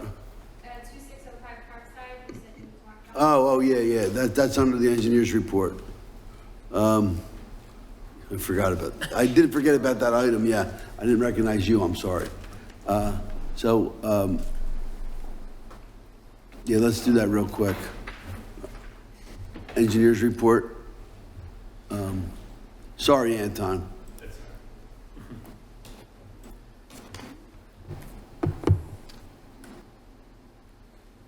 You have other items? Not really? We'll just talk, we'll talk about this Yeah, one. okay, so this is about Parkside and Sycamore. Commissioners that are in the room, you're familiar with this, and they've been taking the stormwater for the entire neighborhood for a very long time. 2 properties next door to each other, and we proposed on digging out all the debris that's dumped there, and make the pipe accessible. But our engineer has identified that it's unachievable to get an outfall from that location that would go into the storm system. So I'd like to propose that the landscape architect take a look at this, so that when everything gets dug out and there's a basin there, that we have, a figure that we can maybe not exceed to improve these the landscaping at this location. Plantings that are acceptable, whatever. So we still want to do the inlet, like we Right. talked about, right? Yeah. So, we replace that inlet with an inlet with a sump, and then we replace the pipe that discharges from the inlet to the yards. Then we remove some of the accumulated silt that's like essentially covering that pipe currently. And, you know, when you're removing that silt, you're regrading the area a little bit. And then we're coming up with a planting plan to install some landscaping in that area there on that side yards, those common side yards where it can, you know, be wet tolerant and also serve to suck up some of the water there. I got a feeling that that's about the best that you can realistically do, you know, economically feasible solutions. Now, Sean, once we spend public money on this, do we need an easement to do this? It's a condition that's existing for a very long time already. Did we confirm that there is easement there now? Not for us. It's sanitary only. Okay. You probably do. Now, there has been draining water there sometimes, so I don't know if there's any sort of prescriptive easement, but I guess it's always nicer to get a real Try to get it easement. first, yeah. Yeah. Yeah. So we did a survey, right? So we have a survey. We have the description. I can draw an easement on that survey and write a description, and Sean can prepare that and get the homeowners to sign it before implementation. But I think at this point, like, you're looking for a plan. Right. From us. Right. And then we'll put a cost to that plan, and then the board can approve it. And for the landscape architect to meet with the neighbors. Yeah. Okay. It's gonna be a few hours of their time to, Right. yeah, we're gonna go ahead and do that. We'll meet with the neighbors, we'll put the little planting plan together, and then we'll come back to you, the board, with the cost, because Dave's gonna call Old Castle or whoever the, you know, concrete fabricator is, we'll figure out what that box is gonna cost. If there's curbing there, we'll probably have to place a little bit of curbing. And, yeah, we'll come to you with a cost for what it's gonna be. Now, I heard you say replace the pipe. Are you thinking about putting a smaller pipe in there? I was just thinking that, potentially, we could raise that pipe up a little bit so that it's not stuck into the ground as far and you get a little bit more free flow. I've had several conversations with you about that, and I always talked about digging it out, and I never thought about changing the size of the pipe or raising it up a little bit. So that makes sense. Okay. Not a whole lot to raise, but there is a little bit there, I believe. You're right. Because we're buying a new box, we have the ability to put that pipe wherever we want. Yep. Okay. You have any questions? So I'm Jillian Schultz, 2605 Parkside. I saw in the meeting notes and was here for the last one that you guys said last time you would get the cost estimate. So I'm just curious about how long additional that's going to take, because you looked very surprised when I was here and brought this up. The cost estimate we originally talked about was just about the box. We didn't really get into the landscaping and the whole basin area. And now we also have this thing where we should really have an easement to get onto the property. So did you get the cost estimate for just the box? Do you have that? Dave was not here last month, and it was not communicated from me to him that we needed to get the estimate for the box. Okay, so I expect this to be done by the next meeting then? The cost? Yes. We don't meet in August. But someone will be in touch with you before then. Before the September meeting? And it will not be have to be a phone call to you the day of when the agenda comes out and we're not on it, even though you said we would be the next meeting? It wasn't a phone call to you. We had to call you today because we were not on the agenda. You were actually planned to be on here already under the engineering report. Okay, That's an item. That had nothing to do with a phone call from you. Those conversations took place the last 2 weeks between both of these gentlemen. it doesn't seem that Dave knew about I this. believe that, but that's not the case. Okay, I expect this to be brought up at the I spoke to your September husband, meeting. And I told him what was planned, what we expected to initiate at this meeting tonight about landscape architect and where to go from there. So there was a lot of decisions that had to get made about, wow, we can't get a pipe to get the water out of there to the other side. So it wasn't a phone call from you or anybody else that generated this follow-up. Well, the township engineers seem pretty surprised about this conversation tonight. Was this on your report to discuss?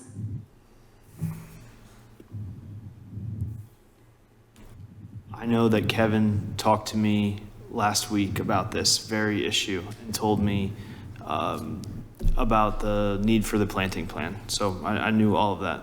Was it on your report to discuss tonight? It was under for me to bring it up under engineer Well, report. he has a report, and I'll be honest with you, this is an opportunity for public comment, not an inquisition of the engineer, okay? Okay, Yeah. but when something is said it's going to be bid on, it needs to be done. It continues to be on the agenda, yes. Thank you, then I will see you in September. Okay. Thank you for coming in.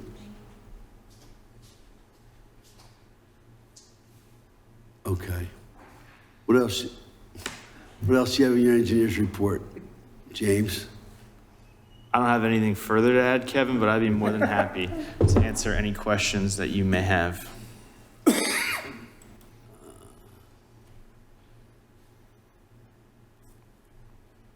I'm looking at the time. I think we're okay.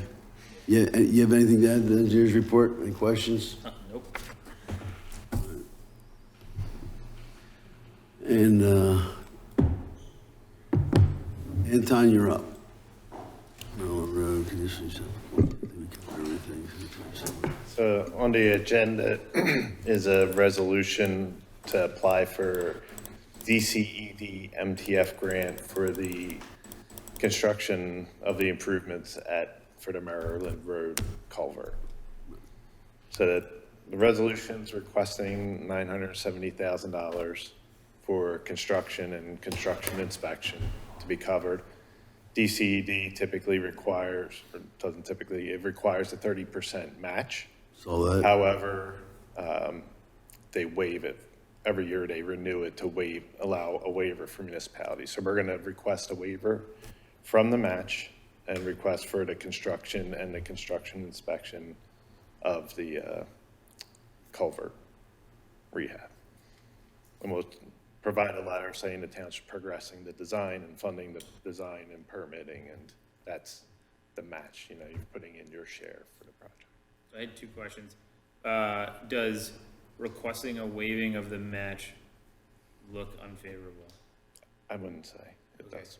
And then if the waive for the match is not accepted, what's the match percentage that the township would be required to cover? I'll answer it a different way.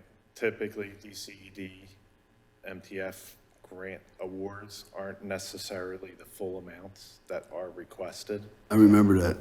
So whatever that difference is, that's what, like before you would accept, like I accept this grant, you would say, all right, we accept it with, we know we need to provide X more. One thing you'll notice in this cost estimate, it's slightly larger than the estimates we provided to account for that eventuality, if you know what I mean. Being recorded, Anton. So, Okay. but in inflation. Got it. Everything's inflation, I got it. The only thing I would add to that is we do want to confirm with KSA. Remember, there was a strategy of how we wanted to apply for our MTF grants, and we had the last few that we've applied for have been for the Willow Grove interchange. And I think assuming KSA sees no harm in us applying, because they had originally suggested we sit out one round, but we've already sat out one round. Yeah. So I guess I just say I would just suggest that the board or the committee approve it contingent on KSA not raising any question that would be a problem in our minds, but, So I look at this project as one that has to be done, right?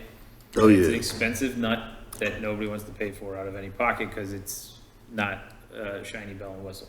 So, I don't know, I would say even if KSA says there are some flags, I mean, what other options do we have on the table to get this thing funded? well, the only thing I would, is if for some reason KSA says our chance of getting it is not going to be very good because we just got the last two. That's different, okay. Yeah, so, I think we ought to go for it. I just mentioned that we have not heard back from KSA. Remember, we had talked to them at the first meeting here, and they were going to go back and think about it. But we would stick this on, when do we have to actually submit this? July 31st. Okay, so it's not, so we'll be ratifying it at the board And we'll meeting? provide it after. Okay, the follow-up. okay. If there's any problems, I'll get in touch with Kip or Cheryl and we can, talk with the board about what we want to do, but, I mean, that's fine criteria. okay. Okay, so, I don't see any reason why not to. Yeah. So we'll put this on the board meeting for, September 11th, Or August 7th. August 7th, I'm sorry. I'm not throwing it in my head, but you're gonna submit prior to that, by July 31st. Okay. While you're there, can you give me a quick update on the trail? Anything new The on that? power line trail? Power line trail, yeah. Yes, last, probably 2 years ago, we submitted for a TASA grant application, federal funds to construct that trail. That grant program's up again, and we discussed submitting for that again. So this Friday's due a preliminary submission, goes to DVRPC, there'll be a review meeting and a final submission in September. So we're repackaging the last application, updating construction costs, and we're going to be submitting for that this week for that application. Okay, so I don't want to be competing against myself for available money. Is there things that we could do for Blair Mill and Easton Road? Is there things that's hot. Right. Yeah, I think for TASA, you're not competing with yourselves. I think we were in a good shape last round, except PICO came out and threw out a mandate that no trails under their power lines. Right. 2 weeks before. So I think talking with the county, they thought it was a strong application and advised us to, so I don't think for that one, you're not competing. For other ones, we're going to continue to look at other grant programs. I think we talked about a few weeks ago that will be coming up. PennDOT MTF's coming up at the end of the year. The local share account will be coming up again, so. And the other project we have in the same area is that Whitmer Road. Well, for us, it's Commerce. Correct, yeah. Is that supposed to be in conjunction with the improvements Horsham's making at the intersection? Yeah, we're working through with Jefferson, getting an easement for that, for the work along there, and then we're trying to tie it in the same time frame as the Horsham work. Okay. So we'll look for an update on that in September. Yes, September Awesome. 18th. And then we're working on getting Warminster Road sidewalk started to the construction. That contract's been let, right? Yeah, it's awarded. We're working on getting the paperwork back and forth, so. And all the easement stuff's been done on Blair Mill too, right? Blair Mill, we need to do that yet. We need to get all them. Oh, okay. Yeah, that's on us. Okay. Sean's office gave us all the information, so it's on us to get that out. Okay. We're gonna be busy. A little bit. Any other questions for traffic? Okay. Thank you, Anton.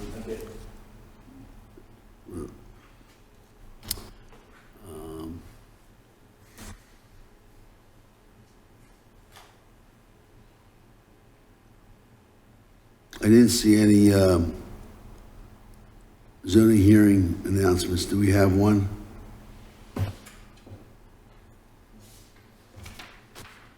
There's nothing on the agenda, no. I didn't see anything. I wanted to make sure there wasn't. You have anything for landscape architects? I saw the report.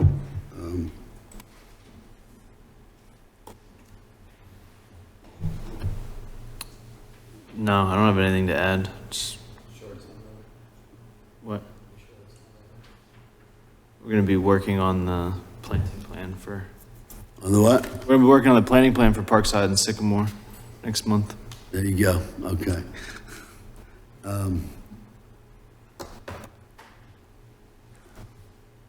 EAC, that.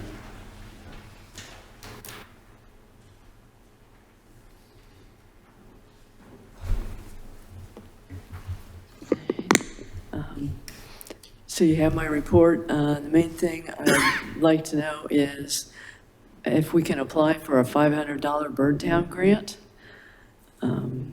We talked about different things we could do with it, and the thing that we landed on that we'd probably most like to do is plant bird-friendly shrubs and perennials in one of our parks.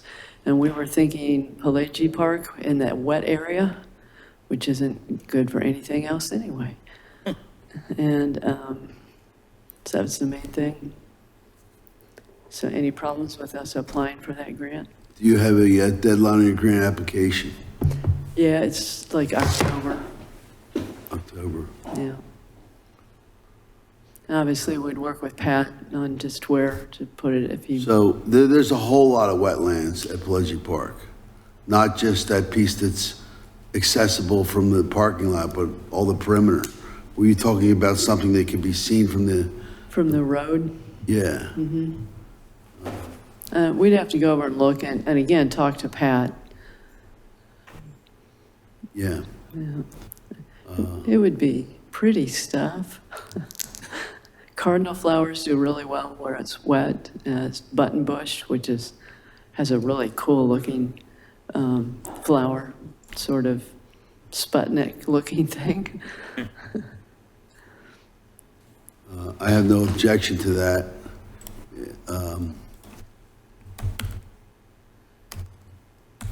No, I think we should definitely do it because if nothing else, it keeps us in good standings with the Birdtown folks.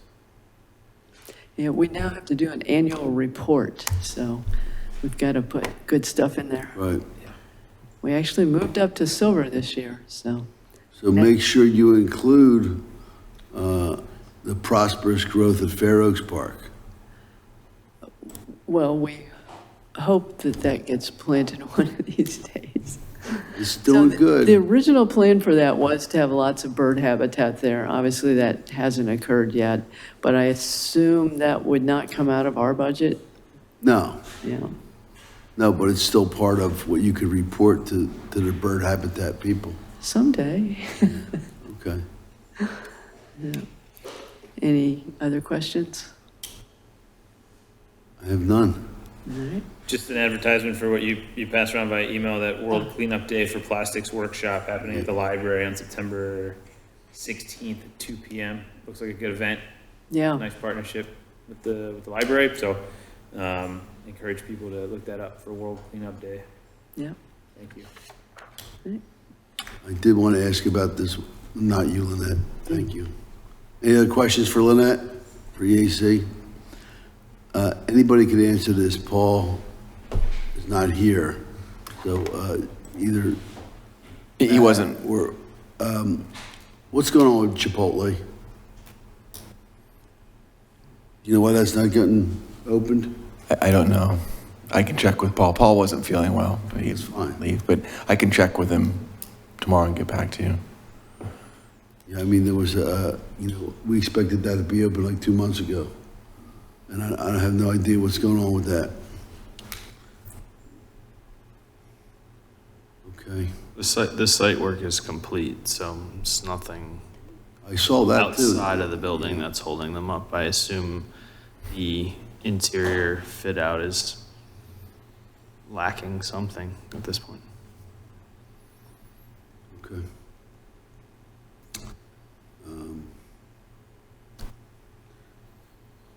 Any reason why we have to have a August meeting? We have no pressing business, right? Not that I'm aware of. Okay. So if something comes up at the zoning hearing, we'll have to make sure we announce it at the regular board meeting. And Historical Association, do they have a activity this month or are they off? The Historical Commission did not have a meeting this month because it fell on the 4th of July. However, two things to plug. Montco, actually, the Montco Planning Commission is having two upcoming events. One is a free lunchtime seminar on historic preservation, which I think is a good thing for us to listen to from a township perspective. It talks about how to identify sites that are viable for this, how to find money for it, how to develop it as part of a comprehensive plan, all types of interesting things to tie that in. I talked to Pat Stacio about that. He's going to partake for information that will help, hopefully, with Farmstead. And the other one was that there is another one through Montco. Celebrate America's 250th celebration. There's a photo contest for historic sites. So they were both cool activities happening in the community. Also plugging what we're doing in October, end of October, for our spooky events and tales at the Farmstead Park. So another activation of that park, which will be good because last year it was very well attended. That was a great event. Enjoyed that immensely. Yeah, other than that, we'll meet again in August. Okay. Any commissioner comments? Any other business? We're adjourned.